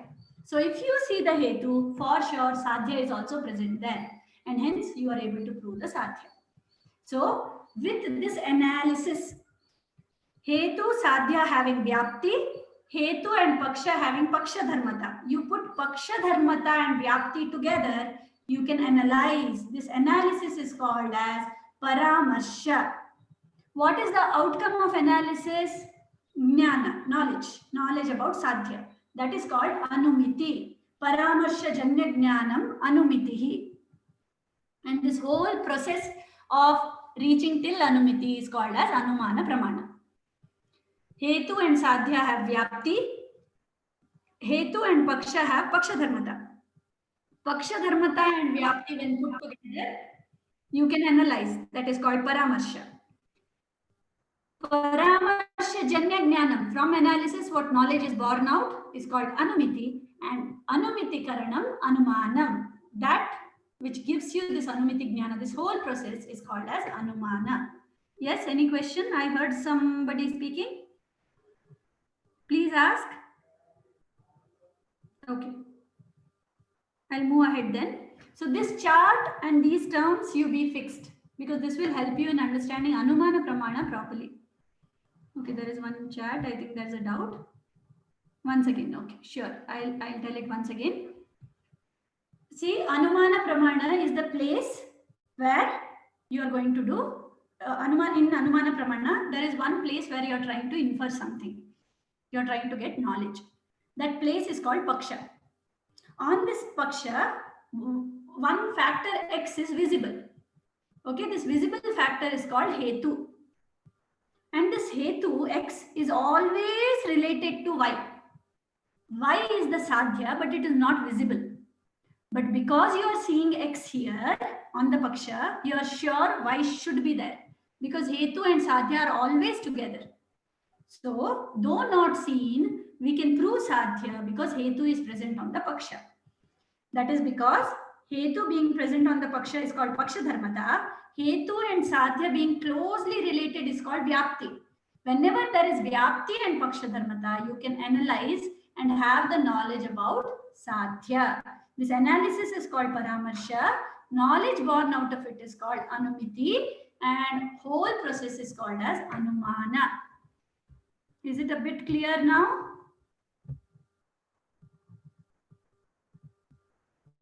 Is it clear? Yes. And I think somebody had raised the hand. Okay, nobody now. Okay. So considering these terms are understood, I'll move ahead.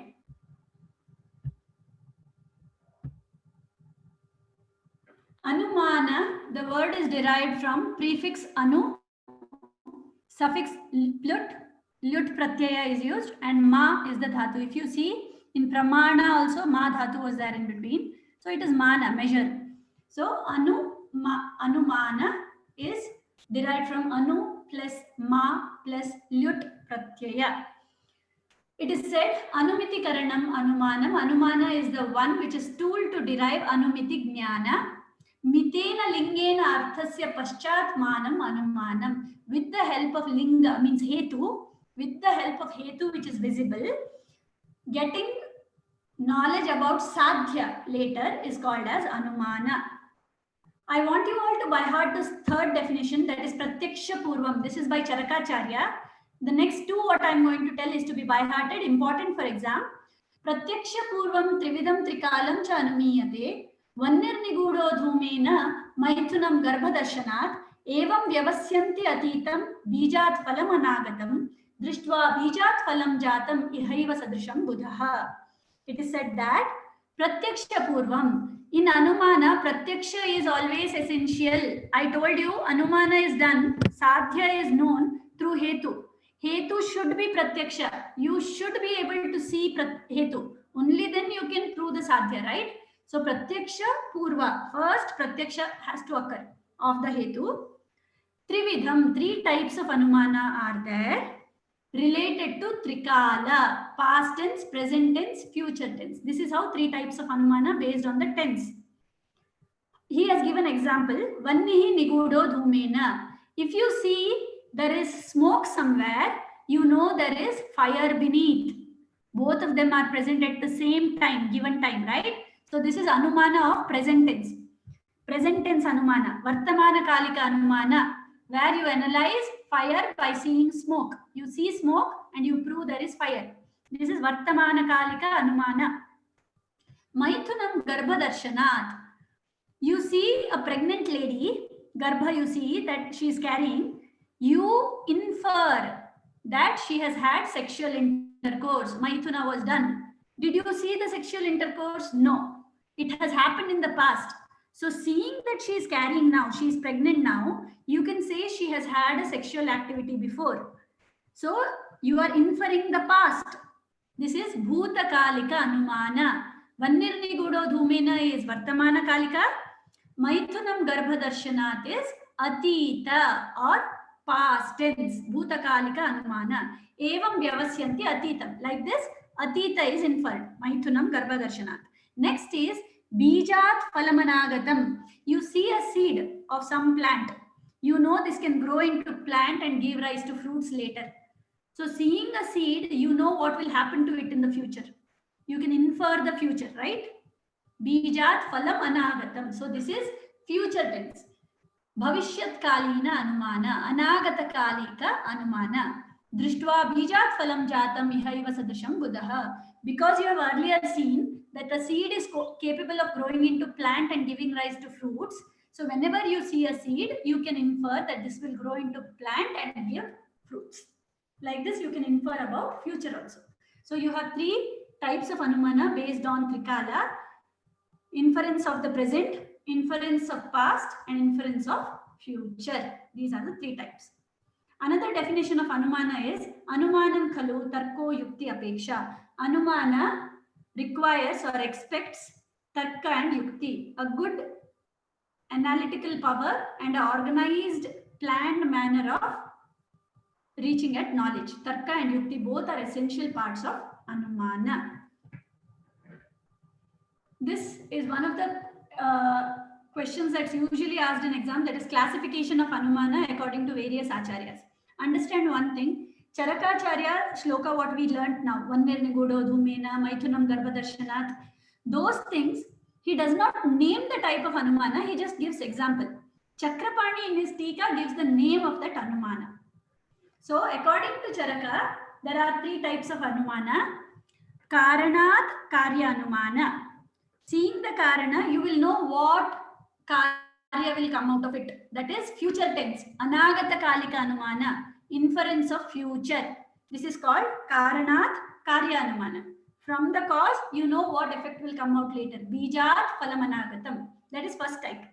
Second type is Karyat Karana Anumana. You are seeing the result, you are tracking the cause, going back. Karyat Karana Anumana. Atita Kalika. Bhuta Kalika Anumana. Maithunam Garbhadarshana. You see the pregnant lady and you infer that she has had sexual activity. Last one is Akarya Karani Bhuta Samanyato Drishta Anumana. Neither Karya nor Karana, both are existent at the same time. Okay, that is Vartamana Kalika Anumana, Vanyar Niguda Dhumena. That is inferring fire by seeing the smoke. This is 3 types of Anumana according to Charaka. According to Nyaya Darshana also, actually it is the same 3 types, but the name is different. Purvavat Anumana. Purva means before. Which is before, Karya or Karana? Karana. So Purvavat Anumana means seeing the Karana, inferring the Karya. So it is of future tense. Purvavat Anumana is predicting future. I repeat, Purvavat Anumana is predicting future. Megha Darshanat Varsham. You see the clouds, dark clouds, and you predict rain. This is Purvavat Anumana. Second type is Sheshavat. Shesha is reminder or what comes later. That is Karya. You see the Karya and analyze the Karana, going back. This is Bhutakalika Anumana. Sheshavat is Bhutakalika. Dosha Dosha Sanmurchanam Roga Darshanat. You see a person is suffering from a disease. You say there is Dosha Dushti which has hampered the Dhatus. Okay, you infer the past. You see that there is flood in the river. You know there has been rains yesterday. You see flood and you know there has been already rains. Okay, so this is inferring the past. Samanyato Drishta is the third type where it is at the same time. If I am breathing, if I am speaking, if I am moving my eyelids, all these are indicative that I am alive, right? So Atma, presence of Atma is known by Ichha, Dvesha, etc. that we have. Both help us to infer each other. So it is present tense. I hope this is clear. Nyaya Darshana, Purvavat is inferring future, Sheshavat inferring past, Samanyato Drishta inference of present tense. The last type is the most important type given by Tarka Sangraha. Tarka Sangraha says Anumanam Dvividham Swartham Pararthancha. So Swarthanumana and Pararthanumana. Just a minute. There are 2 charts. Some questions are asked. Why is it?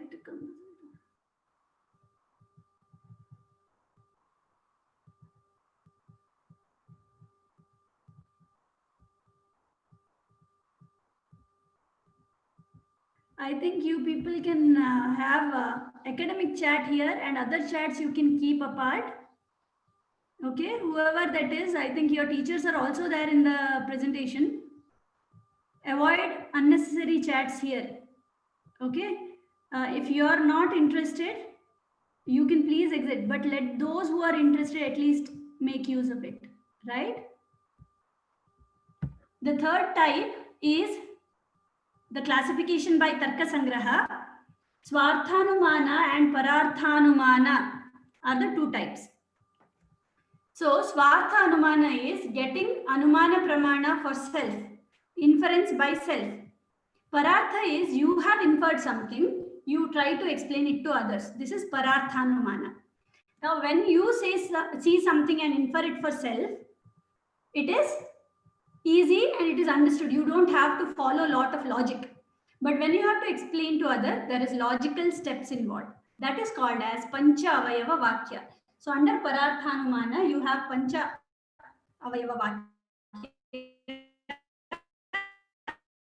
which include Pratignya. These are the 5 steps. For example, Pratignya is the oath or the preposition, what you want to prove. Parvato Vaniman. Hetu is Dhumat, because there is fire. First you say there is fire on the mountain. This is Pratignya. Why do you say it? Because there is smoke on the mountain, that is hetu. What is the example you give? Just like in the kitchen, that is udaharana. In the kitchen we see smoke is coming, there is fire lit. Tatha chayam, just like in the kitchen, so it is on this mountain. Tasmat tatha. Therefore, there is fire on this mountain. Conclusion is called nigamana. Like this, Padartha is taken up.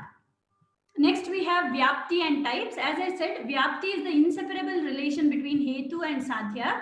So, Hetu Sadhya yoho sahacharya niyamaha Vyapti. The inseparable relation between Hetu and Sadhya is called as Vyapti. And this Vyapti is two types.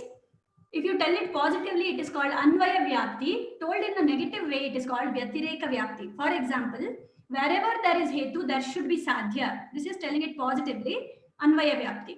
Telling it where there is no Hetu, there cannot be Sadhya. This is Vyatireka Vyapti, or telling it in negative. Hetu and its types. I told you Hetu is the one which is visible, which helps you to get knowledge about Sadhya, which is not visible, or Apratyaksha. So Hetu is the visible entity which helps us to prove Sadhya, which is invisible entity. This Hetu is of three types: Kevala Anvayi, Kevala Vyatireki, Anvaya Vyatireki.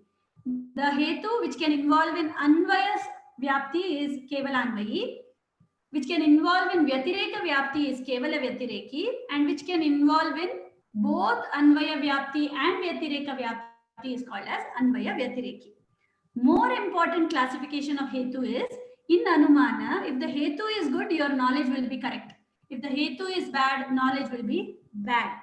So good Hetu is called as Sad Hetu, and a bad Hetu will be called as Asad Hetu. Okay? So there are two types of Hetu, Sad Hetu and Asad Hetu. This Asad Hetu is also called as Hetva Bhasa. That is the biggest topic and a 15 marks question that is usually asked from this portion. How do you know one Hetu is bad? It should have missing characters from Sadhetu Lakshana. Good Hetu has these Lakshanas: Pakshe Sattvam, Sapakshe Sattvam, Vipakshe Sattvam, Asat Pratipakshatvam, Abadhitatvam. Good Hetu or ideal Hetu should be present on Paksha. It should be present on Sapaksha.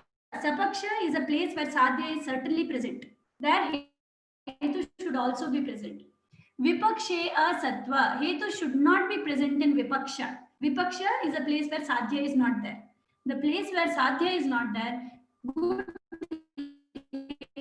Hetu should also not be there. Asat Pratipakshatvam. Hetu should not have opposition by another Hetu. If Hetu is proving something, there should not be another Hetu disproving it. Abadhitatvam. Hetu which is proving something by Anumana Pramana, other Pramanas should not contradict it or obstruct it. This is Abadhitatva. These are the 5 Lakshanas of good Hetu. Any of these Lakshanas is missing, it is called Hetva Bhasa. So Hetva Bhasa are 5 types: Savyabhichara Hetva Bhasa, Viruddha Hetva Bhasa, Satpratipaksha Hetva Bhasa, Asiddha Hetva Bhasa, and Badhita Hetva Bhasa. Understand one thing, the Savyabhichara Hetva Bhasa will have one of the first 3 points of Sadhetu missing. That is Pakshe Sattva, Sapakshe Sattva, and Vipakshe Asatva. One of these will be missing. In Viruddha Hetva Bhasa, instead of proving the Hetu, proving the Sadhya, it will disprove the Sadhya. In Sat Pratipaksha, Hetu will prove a Sadhya. There will be another Hetu which will disprove the Sadhya. So there will be competition. Another Hetu will be there. In Asiddha, there will be non-existent Hetu or non-existent Paksha, or there will be a non-existent Vyapti. This non-existence is the reason why it becomes Hetva Bhasa. Last is Badhita. Here, whatever is proven by Anumana will be disproven by Pratyakshadi Itara Pramana. These are the 5 types of Hetva Bhasa. I am not going much into detail because it is in itself 1 hour class. So that's about Hetva Bhasa. Then the same Hetva Bhasa has been called by the term Ahetu by Charakacharya. But understand, Charakacharya uses the word Ahetu not in the context of Anumana, but for Vada, debate. He tells it is of 3 types: Prakarana Sama, Samshaya Sama, and Varnya Sama. Prakarana Sama means if I have proposed something in a debate, I want to prove something. So I have to give reasons. So instead of giving proper good reasons, I will repeat my proposed sentence again and again as reason. So prakarana sama, repeating my proposal or my oath as reason. This is bad hetu. Another bad thing is if somebody asks a doubt during debate, if I, instead of relieving the doubt with a reason, I repeat his doubt again and say that is the reason. Repeating doubt as the reason is samshaya samahetu. Varanya sama is when I am trying to prove something in a debate and I give an example to prove my point, but the example in itself is not proven yet. The example itself is yet to be proven. Then it is called varanya sama ahetu. Okay, with this Anumana portion is over. The last point is importance of Anumana Pramana. Importance and application. First point you will always have to write Aptyaksham hi alpam analpam aprathyaksham. There is lot in this word with this pratyaksha, but lot more which cannot be seen through pratyaksha. To achieve or understand about them, itara pramanas are important. Anumana is one among them.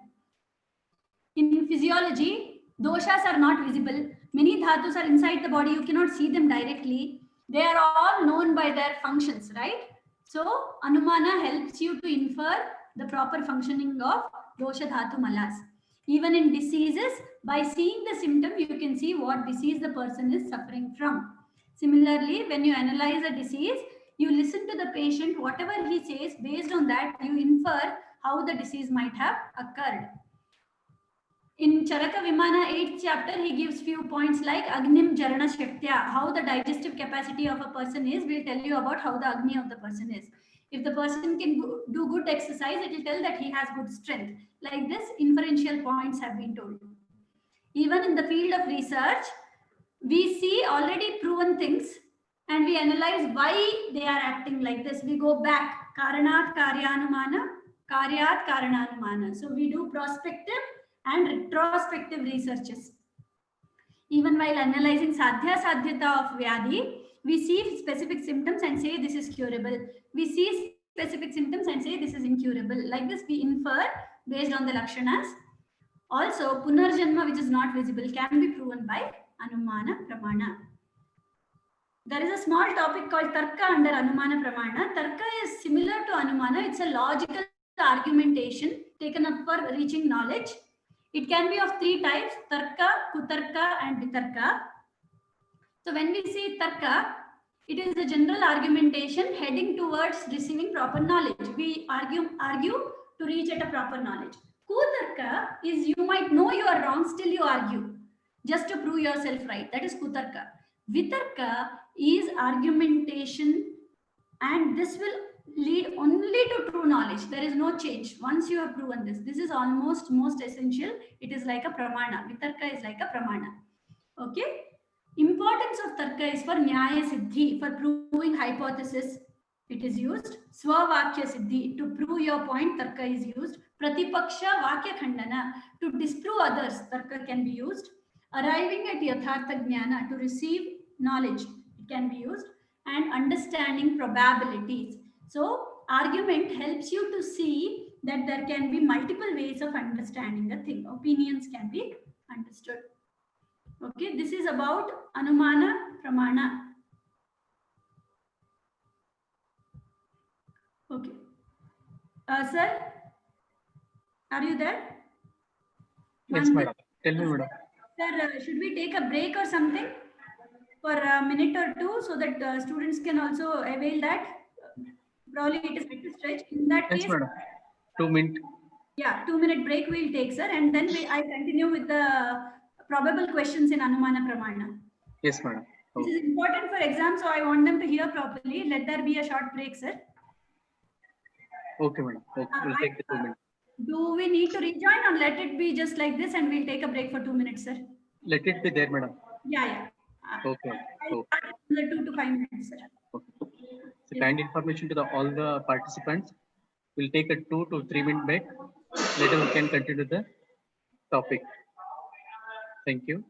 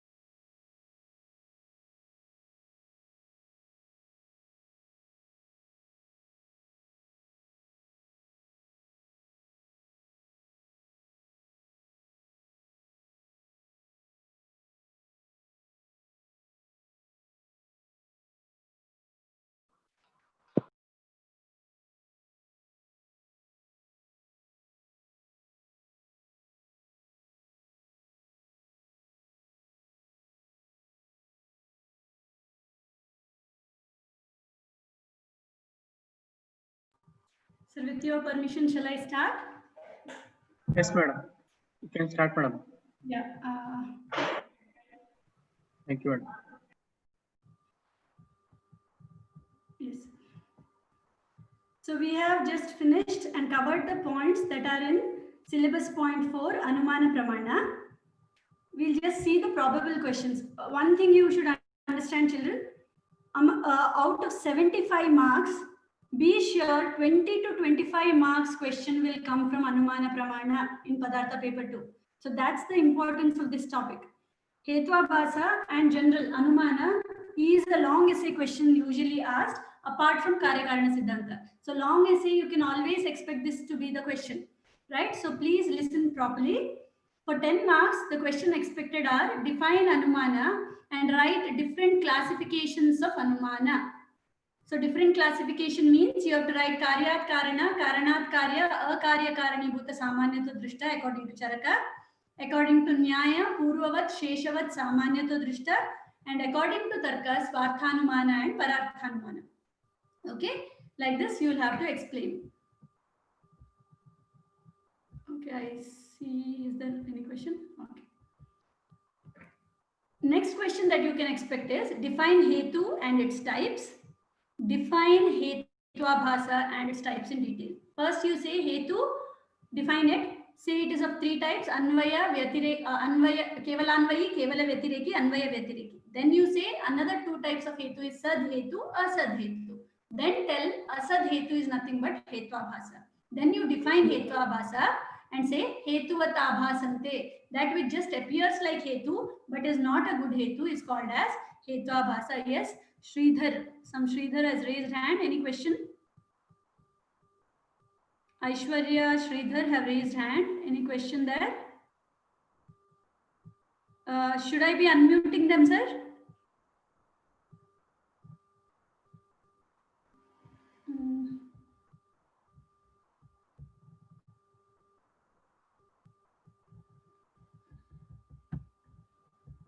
Yes, Aishwarya and Sridhar, do you have questions? Should I be unmuting you? No, ma'am. By mistake it came. Okay, okay. You can always drop in chat box if there is any doubt. Okay, ma'am. Then what is Tarka?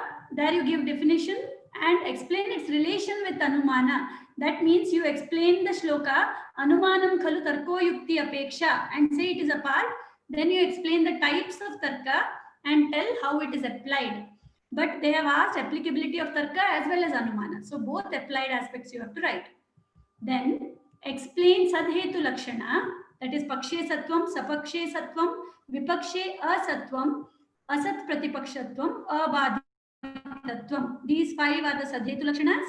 Any of these 5 is missing, it is called Hetvabhasa. Then enumerate the types of Hetvabhasa and the details. That's 10 marks question. Coming to 5 marks question, define Anumana, give brief account of its classification. Another question is, what is Pararthanumana? Explain Panchavayava Vakya. You should say this is explained in Tarka Sangraha. Pararthanumana is where inference is got by self and then given to others, explained to others. It is done through Panchavayava Vakya, Pratigna Hetu Udaharana, Upanaya Nigama. Then another question is define Hetvabhasa, explain its types in brief. Keep it brief because otherwise it will extend as very long question. So learn to write in short. Define Vyapti, explain its types. So give definition, Hetu Sadhyayoho Sahacharya Niyamaha Vyapti and tell the types are Anvaya Vyapti and Vyatireka Vyapti, explain them. Define Hetu, explain its types. Similarly, define Tarka, explain in detail. So give the application of Tarka and classification. Application and importance of Anumana Pramana. This is another 5 marks question. First define it and tell how it is important and applied. Okay. Someone wants me to explain Tarka once more. Okay, so Tarka is basically logical argumentation. Okay, Tarka avignata tattve arthe karanopapatitah tattva jnanartham uhaha Tarka. Tarka is an analysis or logical argumentation to reach at a proper knowledge. It is of 3 types. One is general argument for arriving at true knowledge, but whatever you say needn't be proven right. It may be proven right or wrong by the end. But it is an argumentation, general argumentation. Can be proven right, can be proven wrong. That is one type, Tarka. Kutarka, you know you are wrong and still you are continuing the argument. That is kutarka. This is not pramana. It is not good. Vitarka is where you argue and you prove you are right and this cannot be changed. The argumentation is so strong logically that you will be proven right. So a good argument is called vitarka.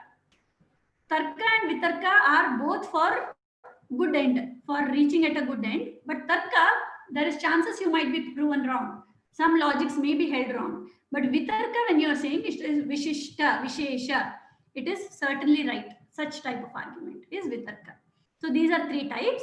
Importance is nyaya siddhi, to prove some hypothesis, swavakya siddhi, to prove your point, paravakya or pratipaksha vakya khandana, to prove others wrong. Tarka is used to reach yathartha jnana, proper knowledge, and to understand possibilities. So various options what are there, to understand them also argumentation helps. I hope Tarka is understood. Okay, so this is 5 marks question. For 3 marks, lot of questions may come from Anumana Pramana. They might ask you to define Anumana Pramana. They might ask you to define Hetavabhasa and just enumerate the types. Give the names, that's enough.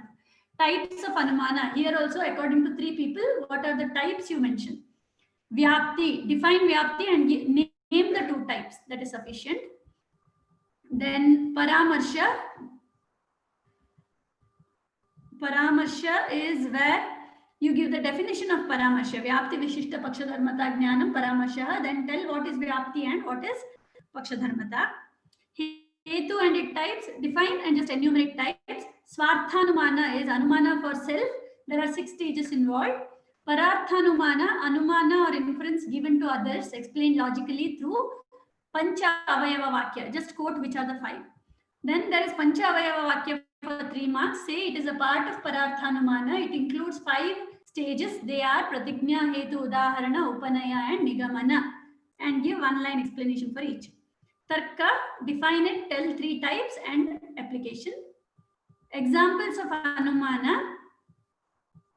You can give examples what I had said, that Charakacharya mentions Agnim Jarana Shaktya, Balam Vyayama Shaktya. Those examples can be quoted. Drishtanta is example. Drishtanta in itself is example or udaharana. Define it, which only says it is similar to Sapaksha. There is positive Anvaya Drishtanta and negative is Vyatireka Drishtanta, which is Sapaksha and Vipaksha respectively. Then they might ask you terms like Paksha, Sapaksha and Vipaksha, where Sapaksha is where you are doubting the Sadhya, where Paksha is where you doubt Sadhya, Sapaksha is where Sadhya is proven, Vipaksha is where Sadhya is certainly not present. Okay, this is about Anumana Pramana. Please ask if there is any doubt. Okay. Next 2 are very short topics, Yukti and Upamana. Yukti Pramana, you have Lakshana and importance in Ayurveda and applicability. So Yukti is derived from Yuj Dhatu Tin Pratyaya, Yujyate iti Yukti, whichever helps us to do Yojana or organize things properly. Okay, some Sneha wants me to explain what is Drishtanta. Drishtanta is synonymous with Udaharana. It is said, see, there is a lot of definitions you will come across. One of the definitions says it should be understood both by Murkha and Pandita. So anything which is given as an example should be understood both by Murkha and Pandita, and it should be proven beyond doubt. Whenever you want to prove your point, you give few other examples which are already proven. That is called Drishtanta. So if you say, as I have told, similarly it is seen here, like this similar you give, it is Sapaksha. And if what you have said opposite to that, if you give an example, it is called Vipaksha. Yeah, Drishtanta I am saying. Okay, so that is Anvaya Drishtanta, Vyatireka Drishtanta. Positive example and a negative example. Both are coming under Drishtanta. It is example. It should be understood both all the types of people who are scholars as well as not very good intellectual abilities. Both should be able to understand it. That is called as Drishtanta or example. And again, somebody wants Tarka to be explained. Tarka is a logical argumentation done to receive or reach at true knowledge. Okay, it is of 3 types: Tarka, Kutarka and Vitarka. When it is tarka, it is general argumentation. You may win or lose. Kutarka, you know you are wrong and still you go ahead with argumentation. That is kutarka. Vitarka is an argumentation where logically you reach and prove yourself right. These are three types of tarka, and it is usually used to prove nyaya siddhi. Hypothesis is proved through it. Swavakya siddhi, you prove your point, you disprove others. Paravakya khandana. Through this tarka, you can also see what probabilities are there, what other option. When you argue, you come to know about other possibilities. So all this happens through tarka. These are applications of tarka. I hope this is clear now. Now, we were doing yukti. Yujyate iti yukti. That which helps you in planning or analyzing is called as yukti. Definition says, buddhi pashyati ya bhavan bahukarana yogajan yuktis trikala sagneya trivargam sadhyate yaya. Similar to anumana, even in yukti, due seeing hetus, you prove sadhyas. But here, unlike anumana had one hetu, yukti has several hetus. Multiple factors are put together to reach at a sadhya. Even yukti is trikala. Past tense, present tense, and future tense can be analyzed by yukti. Yuktistu yojana yatu yujyate. That which helps you in planning in an organized way is called as yukti. Example given for yukti is Jalakarshana Bijarutu Sanyogat Sasya Sambhavaha. Hetu or factors like jala, that is water, irrigation, seed, and season. When these are put together, plant will grow. Sasya Sambhavaha, that is sadhya. So you have multiple factors leading to one thing: water, irrigation, seed, and season. All this, when are right, you will have a plant coming out. Yukti Shadhatu Sanyoga Garbhanam Sambhavastata. When Shadhatus combine together, Garbha is formed. Mathya Manthana Manthana Sanyogat Agni Sambhavaha. You know, earlier, two stones were rubbed together to get fire. The base stone is called Mathya. The other stone with which you do the friction is called Manthana. Manthana is the person who will rub the two stones together. Whenever you have Mathya, Manthana, and Manthana together, Agni will be produced. Three things are to be put together. Yukti Yukta Chatushpada Sampad Vyadi Nibarhani. Whenever Chikitsa Chatushpada, four factors, Bishak Dravyani Upasthata Rogi, these four factors are put together, Vyadi can be relieved, Vyadi can be treated. So when multiple factors are put together to arrive at one thing, it is called Yukti. Then comes importance and application of Yukti. Of course, Yukti, see, this slide is not enough. Yukti is the most essential thing. Everywhere you see the patient, you will see multiple things in him and you will analyze what disease he has. You will think of multiple treatment of possibilities and you will put together and see which is best for the patient. So everywhere multiple factors are involved. So every stage of treatment, every stage of medical practice, and every stage of life, Yukti is important. It is said, Matra Kala Shreya Yukti Siddhi Yukto Pratishtita. Success in treatment is dependent on Yukti. So Yukti is important for a doctor. Also, it is said, good medicine wrongly used can act like a Visha, and even Visha, when rightly used, can be medicine. So it is Yukti which is important. How to use this planning is important. So planning can make a medicine poison and poison as a medicine. So Yukti is important. Also, it is said, Bishak, doctor, is the one who should have proper Yukti, how to use the medicine, how to use the Paricharaka, and how to instruct the Rogi. All the other three padas of Chatushpada are to be taken care by the doctor by his Yukti. So Bishak should have Yukti always. Always, while reading a book also, there is something called Tantra Yukti. If you know how to read a book in a planned way, how to understand in a planned way, then you can understand a book well. So for reading and understanding a book also, Yukti is required. That is called Tantra Yukti. While doing Rogi Roga Pariksha also, Hita, Ahita, Pathya, Pathya, Rasa Panchaka of Dravya, all these factors are put together and you analyze a disease and try to give a drug. So Yukti is required.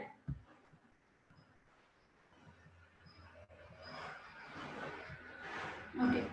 Somebody has a doubt. I'll just finish this Yukti slide and I'll clear the doubt. Usage of Yantra, Shastra, Aushadha, all these also require Yukti, a good planning.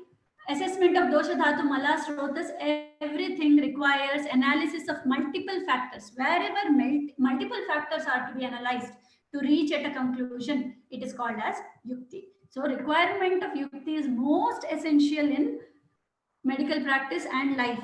See, many others felt, here also many factors are put together for a sadhya. It is similar to Anumana. So all of them felt it was not required to call yukti as a pramana. But Charakacharya felt it is so important that he gave it position of one pramana separately. So this is about yukti pramana. Someone asked me in the chat box to explain what is Pratignya and Nigamana in Pancha Avayava Vakya. See, I make a statement which I want to prove. That statement is called Pratignya. Then I give Hetu, I give Udaharana, then I tell how the Udaharana and my Pratignya is similar. Finally, I conclude. Conclusion is called Nigamana. Nigamana is nothing but repeating your Pratignya Vachana. What you had stated first, you repeat it, but there you say, because I have told all these things, now I prove that what I have told is right, and you restate your Pratignya. So it is restating the Pratignya again. Stating the Pratignya again itself is called as conclusion. So what you propose, you conclude in the end, right? Hence I stand proved. That statement is called as Nigamana. Conclusive statement is called as Nigamana. Is the answer understood? Pratignya and Nigamana. Pratignya is what you propose. Nigamana is conclusion. You conclude what you propose itself. So you repeat Pratignya, that is called Nigamana. Is that understood? Bhagyashri. Yes. Okay. So we'll move ahead. I told you yukti is important at each stage, even to collect a drug, which drug is to be collected, in which form it is to be given to the patient, kashaya is to be given, vati is to be given. For this also you require yukti planning. Even in research, you know, research is a multifaceted thing. When you do research, you have to put many factors together to reach at the conclusion. So yukti is required there also. Basically, to wind it up, yukti is essential in life as well as medical practice. Success is not possible in chikitsa without yukti. And believe me, this is the easiest chapter. Same question is expected for 10 marks, 5 marks and 3 marks. They may ask for 10 marks like define yukti with example, explain its application and importance in Ayurveda. Or they may say for 5 marks, define yukti, explain in detail with example. For 3 marks, they may say define yukti. That's it. There is not much. This is the smallest chapter and the easiest one, but important for exam. One question will certainly come from this portion. Next is Upamana Pramana. Understand Upamana is not just similarity. Learning anything by comparison. When you compare two things and learn things by similarity and dissimilarity, it is called Upamana. So Lakshana, that is definition, and application are the 2 points you have to learn under it. Upamana is derived from U plus Ma plus Plut Pratyaya. U plus Ma plus Plut Pratyaya. Yes.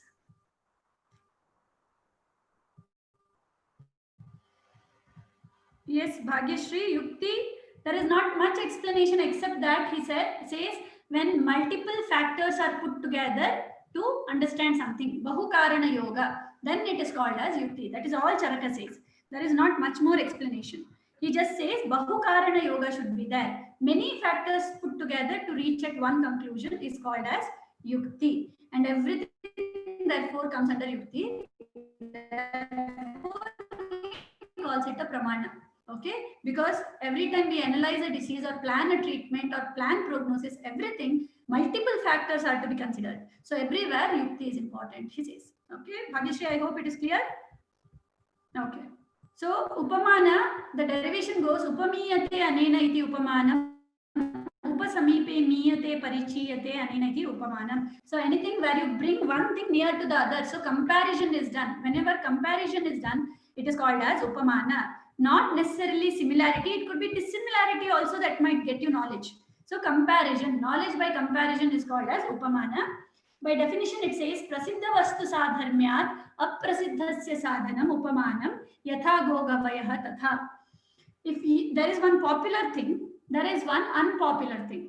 To know about the unpopular thing, I compare it with the popular thing which you already know. I say the girl is very beautiful. Now you want to know how beautiful. So I might say she looks like Shilpa Shetty, she looks like Aishwarya Rai, to give you a idea, right? So I compare her with somebody who is popular.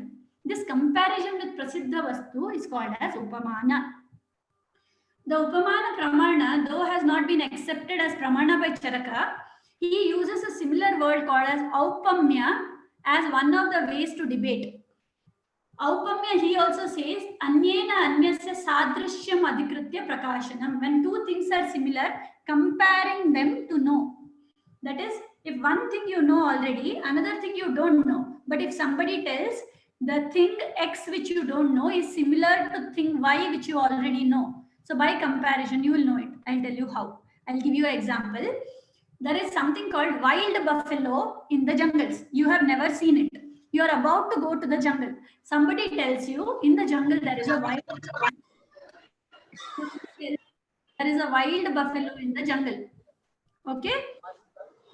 When I say wild buffalo in the jungle, you will ask, how does it look? Then the person will say, you have seen a domestic buffalo, usual buffalo. It looks just like that, but it has bigger horns and red eyes. So they will compare the thing you have not seen to a thing which you have already seen and you know. This is called Upamana Pramana. Is it clear? Upamana is when you compare an unknown thing with a known thing. Somebody wants to know what is the relation between Tarka and Yukti. The relation is only this much. Tarka is an argumentation or where you put positive points, negative points and analyze. This analysis is Tarka, argumentation. Yukti is not Tarka. Yukti is analysis where you put together multiple factors and say this is the outcome. There is no argumentation there. Right and wrong is not decided there. In Tarka, right and wrong is decided. Yukti is just a pramana which tells you when you put these things together, this is the outcome. Multiple factors put together for an outcome. Tarka is argumentation to prove right or wrong. Sneha, am I understood?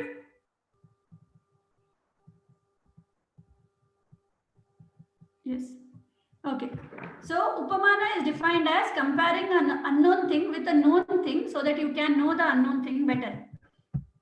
So types of Upamana are Sadrishya Dwara, Vaidharmya Dwara, Asadharana Dharma Dwara. So you can know a thing by similarity. For example, the girl is as beautiful as the moon. So this is by similarity. Or the wild buffalo looks similar to the domestic buffalo. This is understanding by similarity. Vaidharmya Dwara is understanding by dissimilarity. So here you say, the giraffe and the camel look very similar. Think you have seen a camel and I am explaining a giraffe. I'll say giraffe looks very similar to the camel, but it has dissimilarities like black spots on its body. And okay, so the neck, everything is similar. The neck is longer than that of the camels and the hunch on the back is not as prominent as the camels, and giraffe has black patches on its body. So now I differentiate and I learn about two things. This is based on dissimilarity I am trying to understand.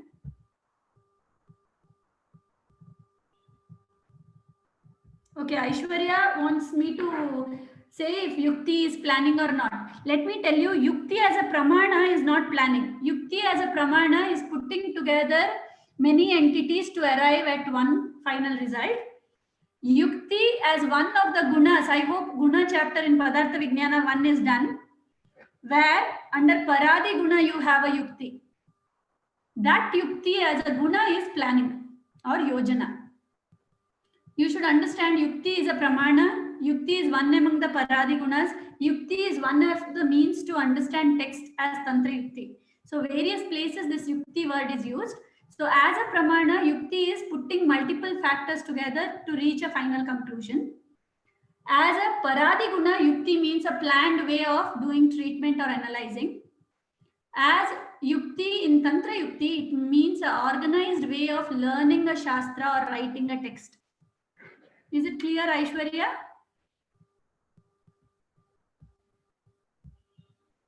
Okay. So I'll continue. So by similarity, you learn something. It is called Sadrishya Dwara. By dissimilarity, you learn something. It is called Vaidharmya Dwara. Asadharana Dharma Dwara is identifying or understanding a thing by a special character. For example, I say rhinoceros has a horn on the nose. Now, this is not there in any other entity. So you know certainly when you see a rhinoceros, there is horn on the nose. So you say it is very similar to hippopotamus, but it has a horn on the nose. You tell a special character belonging to that thing, which nobody else has. Of course, unicorn also has a horn like that, but unicorn is an imaginary creature, doesn't exist now. So only creature that has a horn on the nose is rhinoceros. So you tell a special character and identify. That is about the three types of upamana. One by similarity, one by dissimilarity, one knowing a thing by special character. These are the three types of upamana. Then comes how to know its importance and application. As I said, anything apart from pratyaksha, first line you will write is pratyaksham hi alpam, analpam apratyaksham. What cannot be perceived by pratyaksha are many. So to know them, upamana, etc. pramanas are useful. In darshana and other shastras, upamanas used are similes that are used. Go sadrisha gavayaha, wild cow looks like domestic cow. Chandra iva mukham, face is just like the moon. Dandena dandakasya, Charaka says, there is this disease where body becomes stiff like a stick, erect like a stick. So that disease is called dandaka because it looks like danda. Dhanusha dhanustambasya. Dhanustamba is a vyadhi called as tetanus, that the body becomes like a dhanush, bow. You equate it to dhanush. Ishwasena arogya dasya. Just like an archer will hit his target properly, a doctor should treat the disease properly. Mashavat mashakaha. A mole on the body looks like housefly. Tilavat tilakalakaha. Small moles in the body looks like black tila seeds. Such many things are told in Upamana Pramana. Also, you know the shloka. Pittam pangu, kafam pangu, pangavo mala dhatavaha, vayuna yatra niyante tatra gachanti megavad. They say kapha and pitta are pangu. Vayu is the one which pulls them together, just like wind pulls the clouds with it. So we are equating it to something, right? Hridaya, when we are explaining, pundarikena sadrisham hridayam syad adhomukam, we say that lotus appears like a lotus bird which is facing down. The akriti of the lotus is explained like this. Tapaniyam indragopabham padmalattaka sannibham indragopasankasham vishuddham vidishonitam. So you have shonita lakshana, rakta lakshana, where they equate it to indragopa, right? So all these are knowing by similarity. Also, when Panchakarma or Shodhana procedure is told, they have given things like, just like we protect, a hen protects its egg. Like that, we should protect our patients. Just like when we are carrying a oil-filled bowl, we are careful. We should be very careful with the patient who is undergoing Shodhana. Just like a cow herd hits the cow and sees to it they remain in line, you should also stay strict with the patient undergoing Shodhana so that he does not do any wrong things which are contraindicated. Like this, many similarities are given. I hope you all know what is Kriya Kala, stages of diseases. Here also, first stage, the treatment is easier. As you go higher, treatment becomes difficult. Just like it is easy to remove a plant, but if it grows into a tree, it is difficult to remove. Similarly, Roga in initial stage is easy to treat. As it becomes higher, it is difficult to treat. All these are Upamana Pramana application in Ayurveda. This is the end of topic Upamana Pramana. I'll tell the probable questions. Any doubts?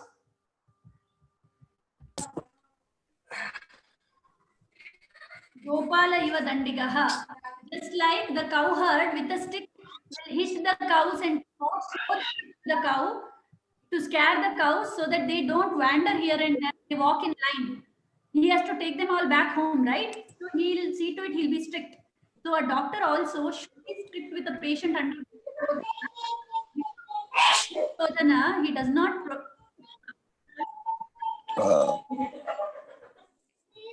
okay, during Shodhana, if the patient does not follow procedure, there will be complications. So doctor needs to be strict when he is doing Shodhana. So this strictness he has given, just like the cow herd is strict with the cows to keep them in line. Okay, somebody is asking me to explain Vyapyatva Siddha Hetva Vasa, long back done. So I'll do one thing. I'll first finish the portion of today and I'll take it up. As I told you, Hetvabhasa in itself is a 1 hour topic. I'll of course explain it. Okay. But let me finish the topics because it is long back. Others will lose the track what we are going on. I'll explain Vyapyatva Siddha at the end. Please remind me again. I think who is it? Sneha? No, not Sneha. Bhagyashri. Bhagyashri, I will explain Vyapyatva Siddha. Actually, I have not explained any of the types of Hetvabhasa because that will take 1 hour completely to explain Hetvabhasa. But Vyapyatva Siddha, I will take it up at the end. I hope that is okay, Bhagyashri. I will take it up at the end. Please remind me again. Probable question from Upamana Pramana is Upamana Pramana. Define Upamana, types of Upamana, utility in Ayurveda. Similarly, for 5 marks, they may say explain Upamana.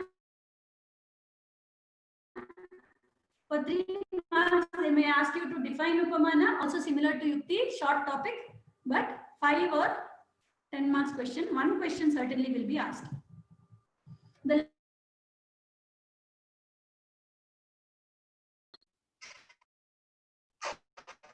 You have to know the types of Karana. What are the types of Karana is to be known. Significance and application of Karyakarana Siddhanta is to be known. Karana Siddhanta like Satkaryavada, Asatkaryavada, Parinamavada, Swabhavavada, Pilupaka, Pitharapaka, Anekantavada and Swabhava Uparamavada. These Vadas are to be taught. Okay, so I'll take up one by one points. There is some. Yes. So first, what does Karyakarana Siddhanta state? Any Karya will have its own Karana. That is the first statement. There is no existence of Karya without a Karana. This is the statement of Karyakarana Siddhanta. This is also called as cause and effect theory. Every effect should have a cause and there cannot be an effect without a cause. These are the two statements for Karyakarana Siddhanta. What is Karana? How is the Karana identified? Cause. Karyaniyata Purva Vrittihi Karanam. That which exists before Karya is called as Karana. Karyaniyata Purva Vrittihi Ananyatha Siddhatve Sati Karanam. That which is existent before Karya and is essential for Karya production is called as Karana. So 3 characters it should have. Purva Vrittitva, it should be present before the Karya. Niyatatva, it should be inevitably, its presence is essential. Ananyatha Siddha, it has a close relation with Karya. Karana should have these 3 characters. It should be present before Karya, it should definitely be present, and it should be related to Karya. Karanas are 3 types: Samavayi Karana, Asamavayi Karana, and Nimitta Karana. What is a Samavayi Karana? Samavayi Karana is the one which itself transforms and produces the Karya. That thing only will transform into the Karya. That Karana is called Samavayi Karana. What is Asamavayi Karana? Asamavayi Karana is the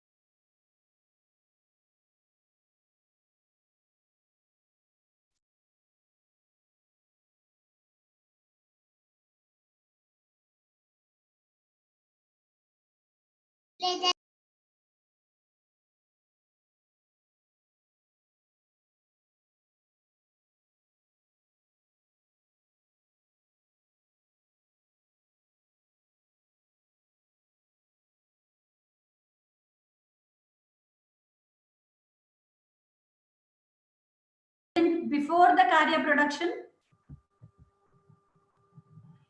Okay, Samvaya Karana is present before the pot is produced. Mud is present even before pot is produced. Mud is present even when the pot is existent. Even if you break the pot, mud will be present. So this mud, Samavaya Karana, is present at all three times. Asamavaya Karana, that is bondage between the mud. It was not there. If the bondage between the mud was there, pot would be produced, right? So before production of pot, bondage was not there. So Asamavaya is not present before production. Once the pot is formed, bondage is there during the pot.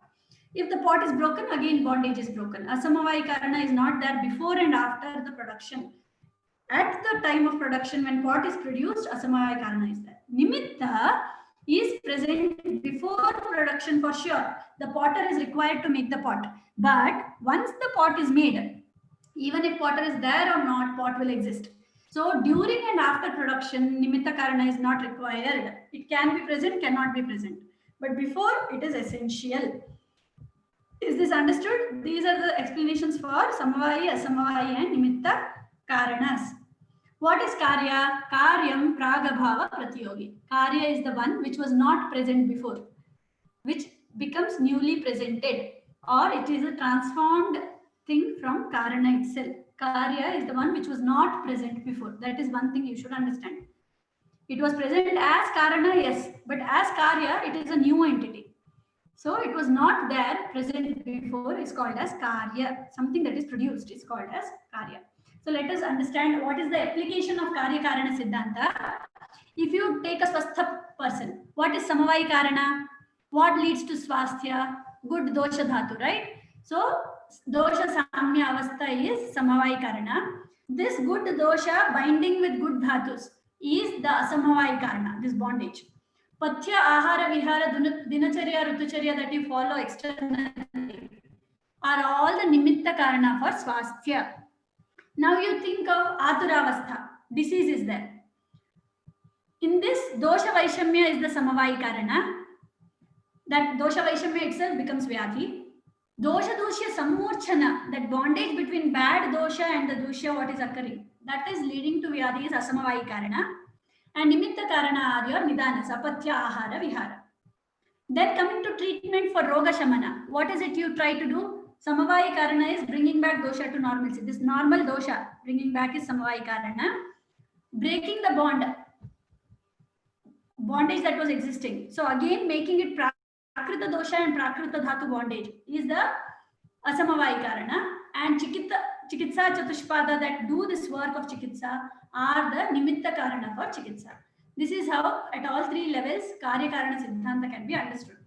Also in Ayurveda throughout you will see how Karana leads to Karya. It is said Dhatu Samya Kriya is what we require as the Karya in Ayurveda, and Karanas are Samanyam cha Vishesham cha Gunan Dravyani Karma cha Samavayam cha Tadnyatva. These Shat Karanas are told for Dhatu Samya as the Karya. Also, you know, Kalartha Karmanam Yogo Hina Mithyati Matrakaha. Hina Mithya and Ati Yoga of Kalartha Karma is the Karana for Roga. Their Samyak Yoga is the Karana for Arogya. Similarly, Bishak Dravya Upasthata Rogi Pada Chatushchayam. When Chatushpada is told, Bishak is the main Karana to take care of all the four Chatushpada to work well. If a person has a disease, that is Karya, how strong the disease is based on how strong the Karanas were, Nidanas were. So, by tracking Karana, you can know the Karya. Even if a drug you are using, even the drug, how well it is acting, will be known by its Rasa Panchaka. So, all this tells us that Karya can be known by Karana, that is application of Karya Karana Siddhanta. Various Vadas have been quoted by various Acharya under this Karya Karana Siddhanta. Some people believe in Satkarya Vada, means Karya was present before its production in a subtle form in Karana. Some others say Asatkarya Vada. No, Karya is a new entity produced. It was never present before, not even in a subtle form. This is Asatkarya Vada. So Asatkarya Vada is proposed by Nyaya and Vaisheshika. Satkarya Vada again is presented in two forms, Parinama Vada and Vivarta Vada. Parinama Vada by Sankhya, Vivarta Vada by Advaita, that is Vedanta Darshana. I'll take up one by one and I'll give you explanation. First one is Satkaryavada told by Sankhya Darshana. They say Karya is not a new entity, it is just the Karana transforming it and presenting in a different format. They say Karya was already present in the Karana in a subtle form. And to prove that, they tell 5 points. Asada Karanat, Upadana Grahanat, Sarva Sambhava Abhavat, Shaktasya Shakya Karanat, Karana Bhavat cha. They say if it was not there before, it cannot be produced. What is there only can be produced. From nothing, you cannot produce anything.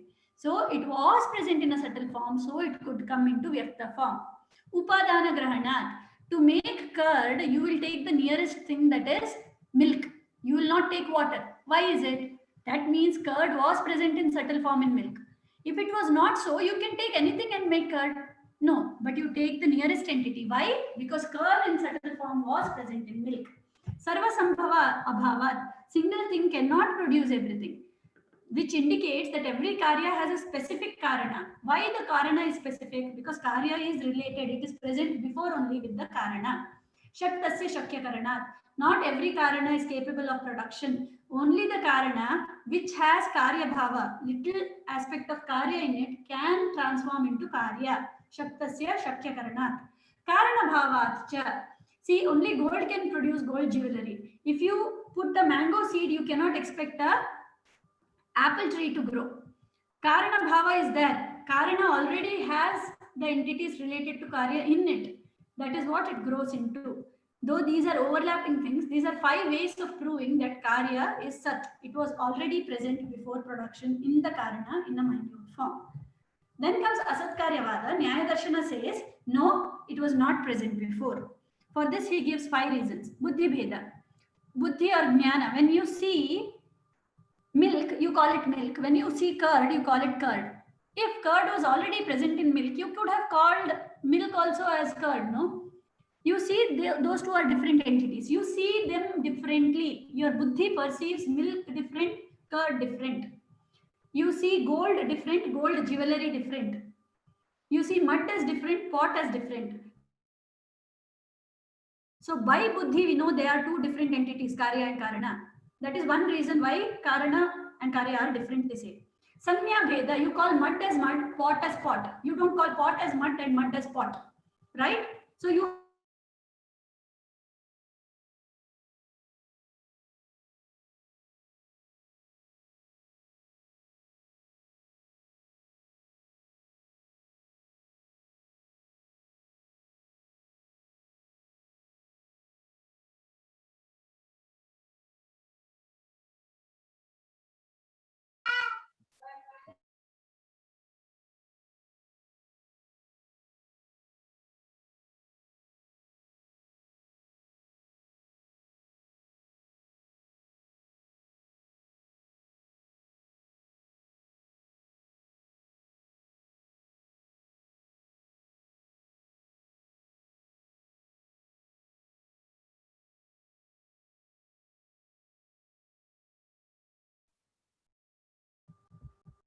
one of you to please tell me till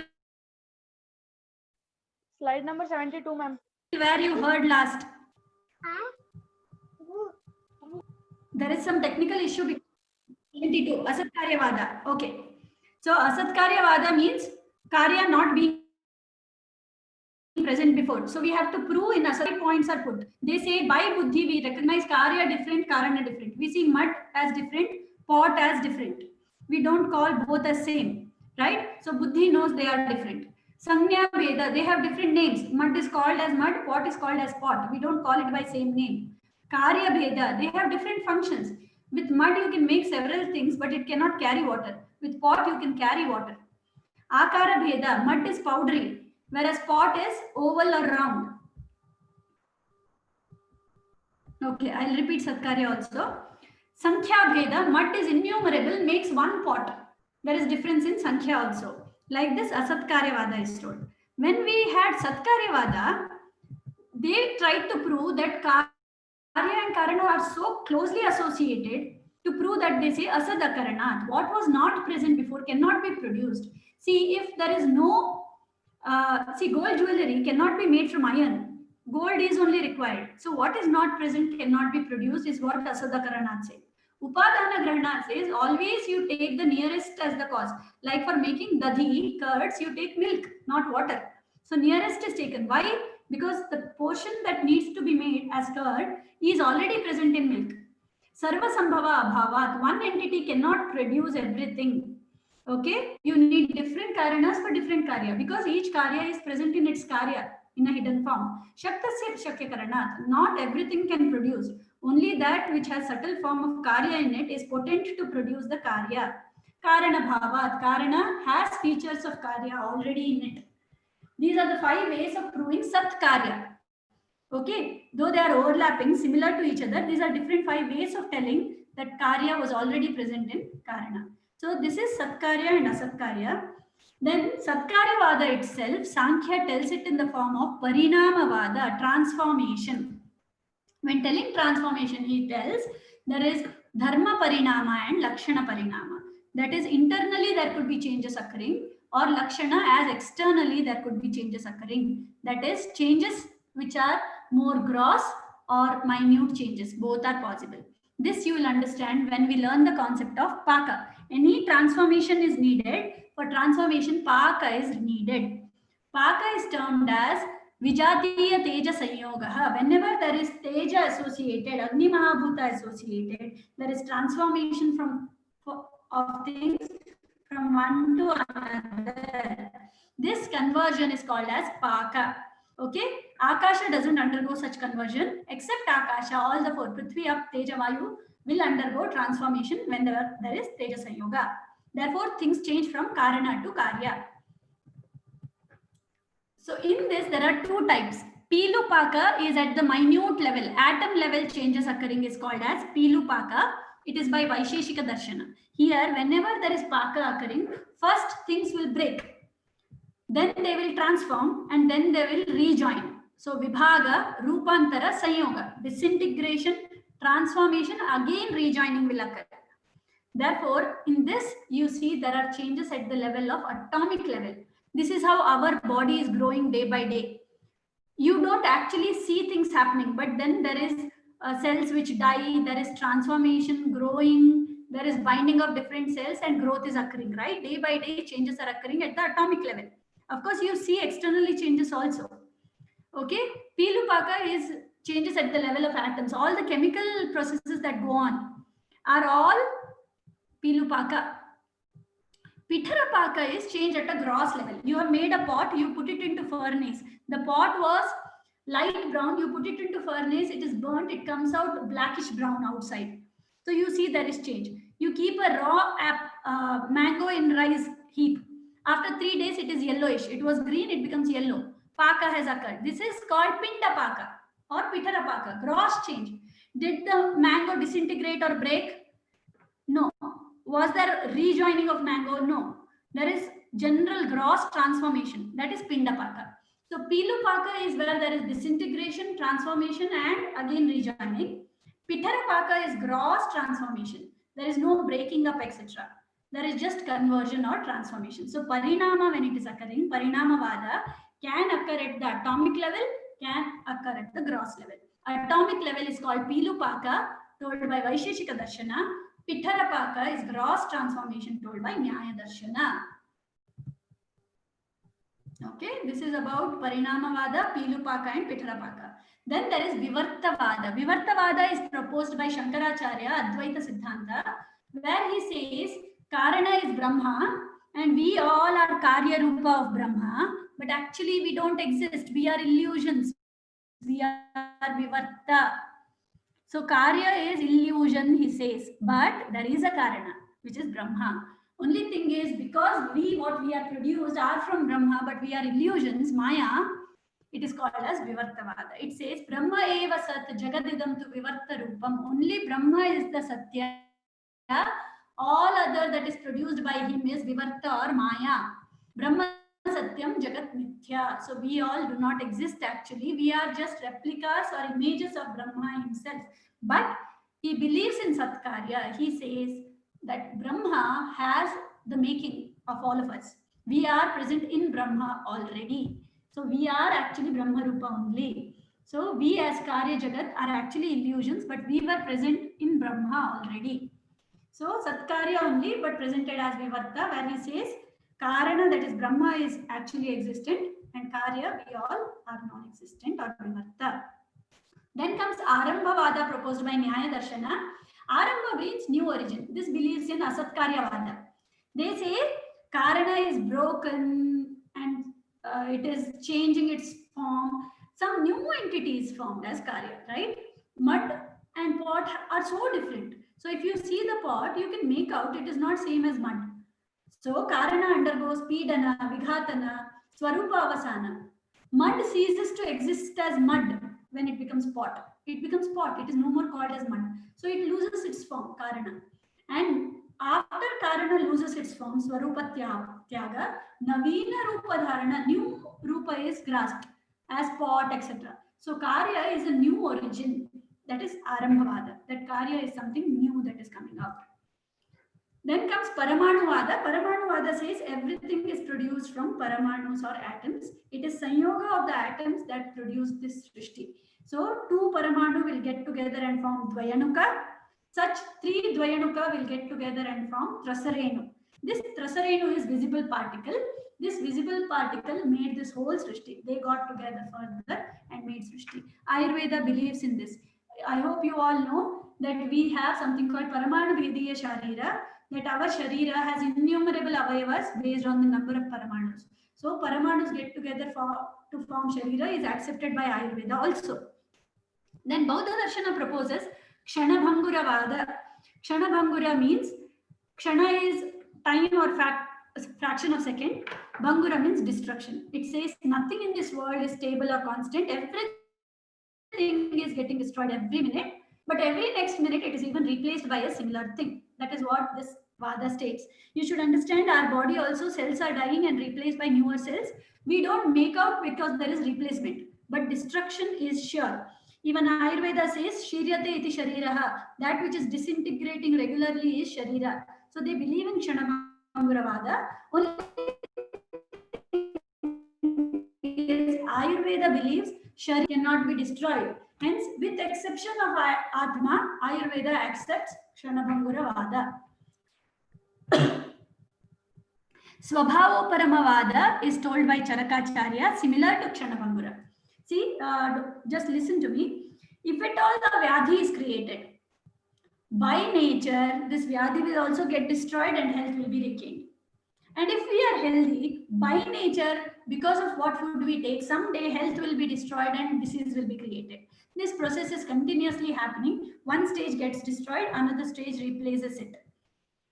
This is Swabhava Uparama, natural destruction. So even if you don't take medicine, many of the small diseases, mild diseases, come back to normalcy on their own. This coming back to normalcy by nature is called as Swabhava Uparama.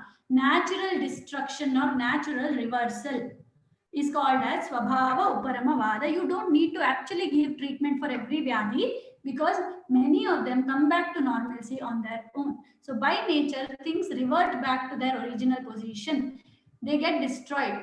The Vikrita Avastha will also be destroyed and Prakrita Avastha will be attained. This is Swabhava Uparamavada. Then Swabhava Vada of Charvaka. This is very easy. He says, don't see Karya Karana anything. Water is liquid. Why is it liquid? Don't question. Water is liquid. Sky is blue. Thorn is sharp. Sugar is sweet. Flower is fragrant. The things are like that because it is their nature. Don't try to find out why it is. So don't go on tracking Karana, Charvaka says. Everything is what it is because it is its Swabhava, nature. Okay, this is Charvakas. Last Vada that we have to learn is Anekanta Vada.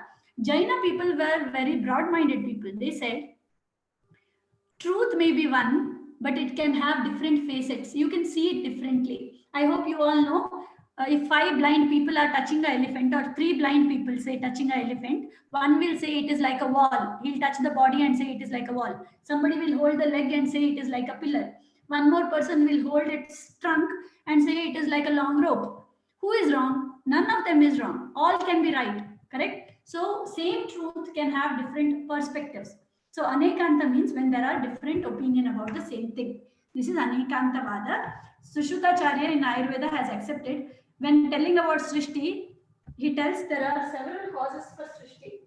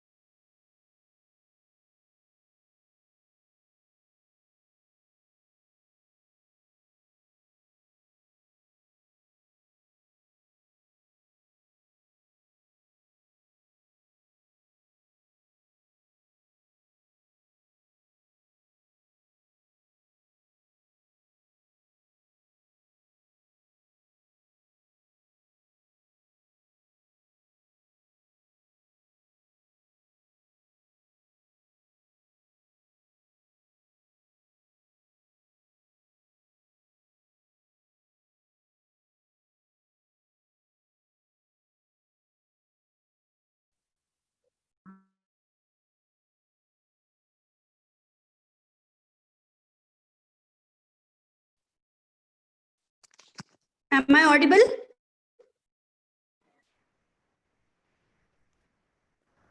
Yes, madam. Okay. So this is for the students. That was the last slide. So Anekantavada, even in Ayurveda, what they have done is they have accepted Srishti has Shat Karanas. 6 Karanas are accepted. Swabhava, Ishvara, Kala, Yadricha, Niyati, Parinama. Like the 6 causes are told. So not a single cause. They have also accepted many causes are possible. This is Anekantavada. So probable questions from this portion is, for 10 marks, they can ask you, state the Karya Karana Siddhanta, explain Satkaryavada or anyone Vada they may ask and say in detail. Or they may say define Karya Karana and explain all the Vadas under it in short, in brief. So all this may be asked for 10 marks.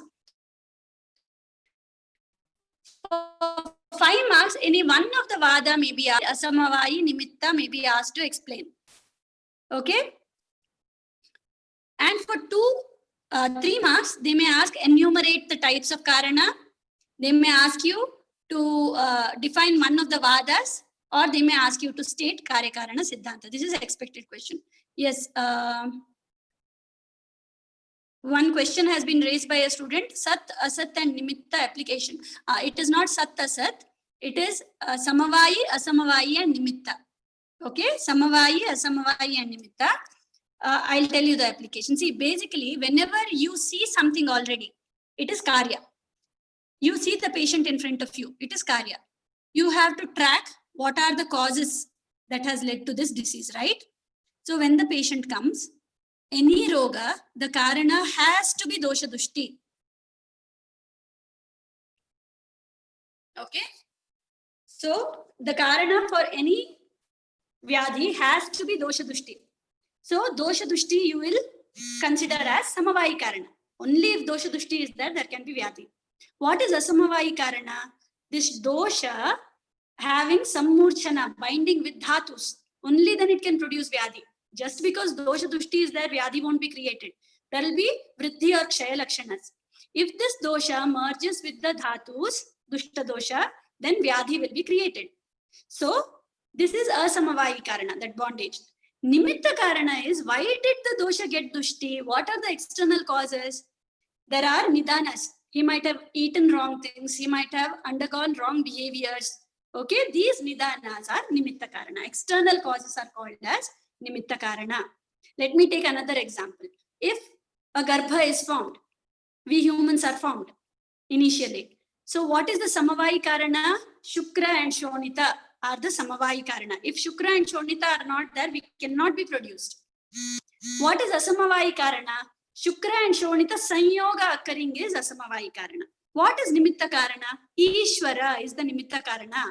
He made us happen, or the maithuna kriya is nimitta karana. Everything external, the garbhashaya, all these are the nimitta karanas for garbha production. Samavayi is the one which itself transforms, that is Shukra and Shonita. Asamavayi is their combination, and nimitta is all the external causes. Is it understood? No, screen is not visible. I told you there was some issue. So without the screen also, I hope the answer is understood. Okay. Yes, ma'am. Okay. And one more person, I think Bhagyashri had asked me to explain Vyapyatva Siddha Hetva Bhasa. So though I have not given explanations of Hetva Bhasa, this is just for a repetition. Hetva Bhasa are 5 types.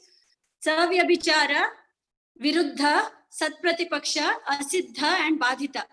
In this Savyabhichara and Asiddha, these have three types each. Savyabhichara has Sadharana Savyabhichara, Asadharana Savyabhichara and Anupasamhari.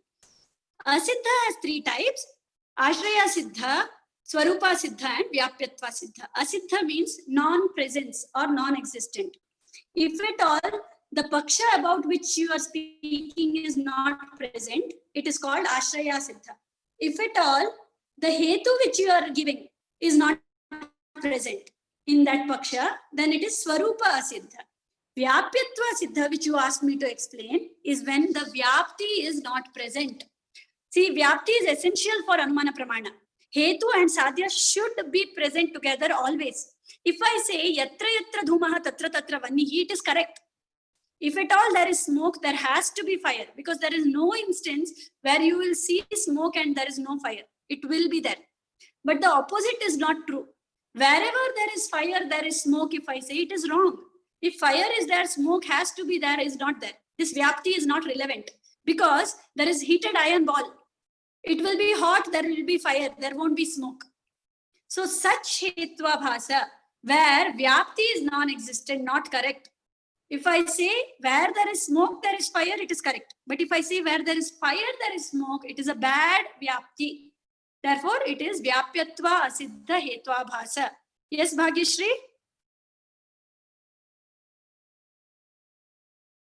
Yes. So the probable questions, I'll do one thing. with Mahante sir, I will share all the probable questions of the syllabus points.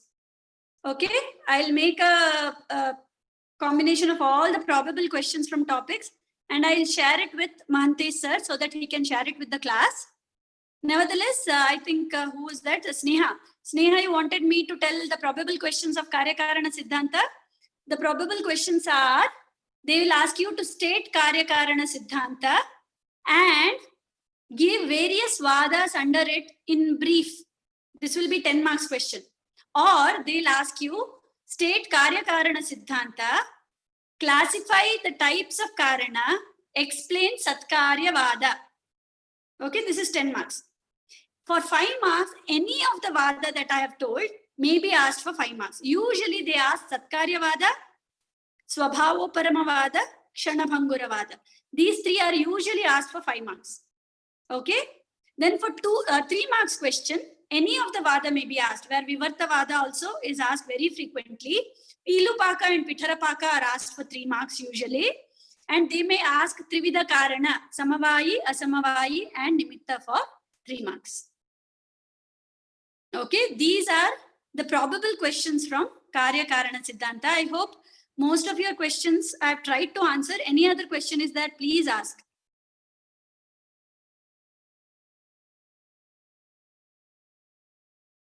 Okay, Bhagyashree, you're from GMC Mysore? No problem. In that case, I'll share the question with whichever teacher you asked me, or how should I share it with you, Bhagyashree? I can share it with Chate sir, or I can share it with Ashwini madam or Ramesh sir. Chate sir, ma'am. Chate sir is okay, ma'am. I will share the list of questions with Chate sir, so that whoever is from GMC Mysore also can be benefited. And for this college students, I'll share it with Mahante sir, so that he will share it with you. Is that fine, sir?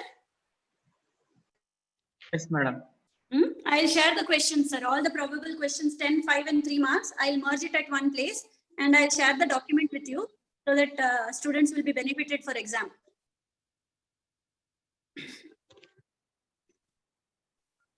Okay. And sir, you may give my number to students anyway. In case you have any doubts, feel free to message me on WhatsApp. Whenever I am free, I shall reply back. I am certain even your teachers are there. They'll be there to clear your doubts. But in case you require to talk, feel free to message me on WhatsApp. I'll surely be available. Yeah, any other doubts? Please ask. This is about the presentation for today on Pramanas and Karya Karana Siddhanta. Hopefully you've got a gist and understanding of exam orientation. Sir, I think with this, I'll end the session. I thank the organizers once again, and I thank all the students for being so interactive and asking questions. See, when questions are asked, we feel we are heard, and I'm sure at least it is reaching out. How much it is benefited, I'll know when you all do very well in your exams. Please do well in your exams, study through. See to it, you browse through these points today only, you read through these points today only. I hope you people took some benefit out of it. So thank you so much for inviting me. Thank you, madam. With your kind permission, can we go for the end of the today's session, madam? Certainly, sir. Certainly. Good afternoon to all. Today we completed the third day of the webinar series 2, Samprabodhana 2020, with the topic of overview on Padartha Vijnana paper 2 by the Dr. Savita, Shenoy madam. There is a Subhashita in Sanskrit, Yaha patati, likati, pashyati, pariprushchati, panditan, upashayati, tasya divakara kiranaihi, nalini dalam iva, vistarita buddhihi. So one who read, write, see, inquire, and dwell in the company of the learned men, his intellect develops like the lotus leaf blooming in the rays of the rising sun. Like all the participants, and including me also, got a jnana and had enriched with the knowledge. Thank you, madam. Yes, sir. It's a time to end of the session today's with a vote of thanks. First and foremost, in my prevalence, to thank with the blessing of His Holiness Sriman Niranjana Pranavaswarupi Guru Mahanta Swamiji, As with his blessing, we are proceeding and continuing the webinar series to Samprabodhana 2020. Dhanyavadaha, Sapranamaha. I thank our SVM Vidyavardhaka Sangha, Chairman, Secretary, all the board members for providing and supporting, giving an opportunity to organize this webinar series too. Thank you all. I thank to our today's speaker, Dr. Savita Shenoy, Madam, the Professor, Department of PG Studies in Samhita Siddhanta, Sri College of Ayurvedic Sciences and Research Hospital, Bangalore. Madam has delivered a good talk on an overview of a Padartha Vijnana paper 2 and completed with nicely and successfully. It seems like a full view of a Padartha Vijnana 2 paper. After listening your words, madam, we feel like a Padartha Vijnana is very easy and able to recollect it once again and even in the exam too also, and we can apply it at anywhere in our practice also. Thank you, madam.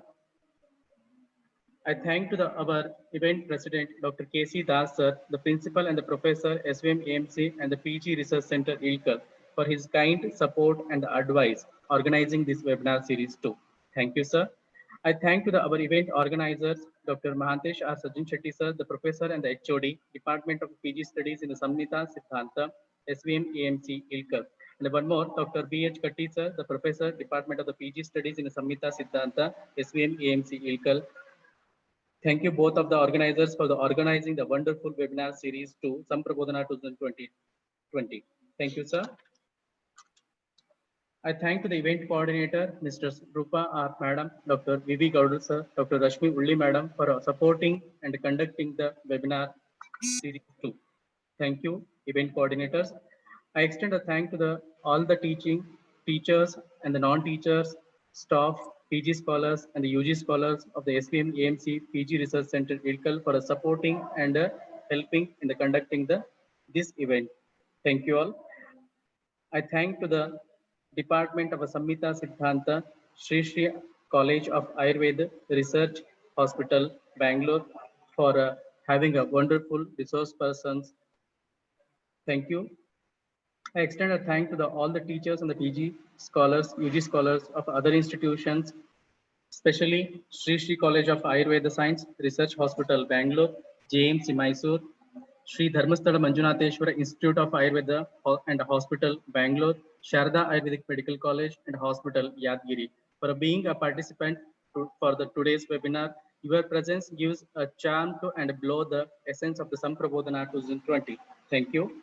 Lastly, I thank the people who are helped directly, indirectly, organizing and conducting this Samprabodhana 2020 webinar series too.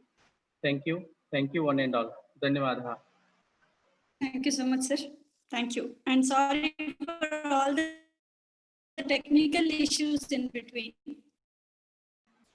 It's okay, madam. But students are so pleasant. They are messaging, madam. Thank you. I'm also happy about the interaction, sir. It's nice to do a session when students are interacting. It was a wonderful experience for me too, sir. Thank you so much. Thank you. Madam. Thank you. With your permission, I shall leave now, sir. Yes, madam. Yeah. Thank you all so much once again. Thank Please. you. Thank you.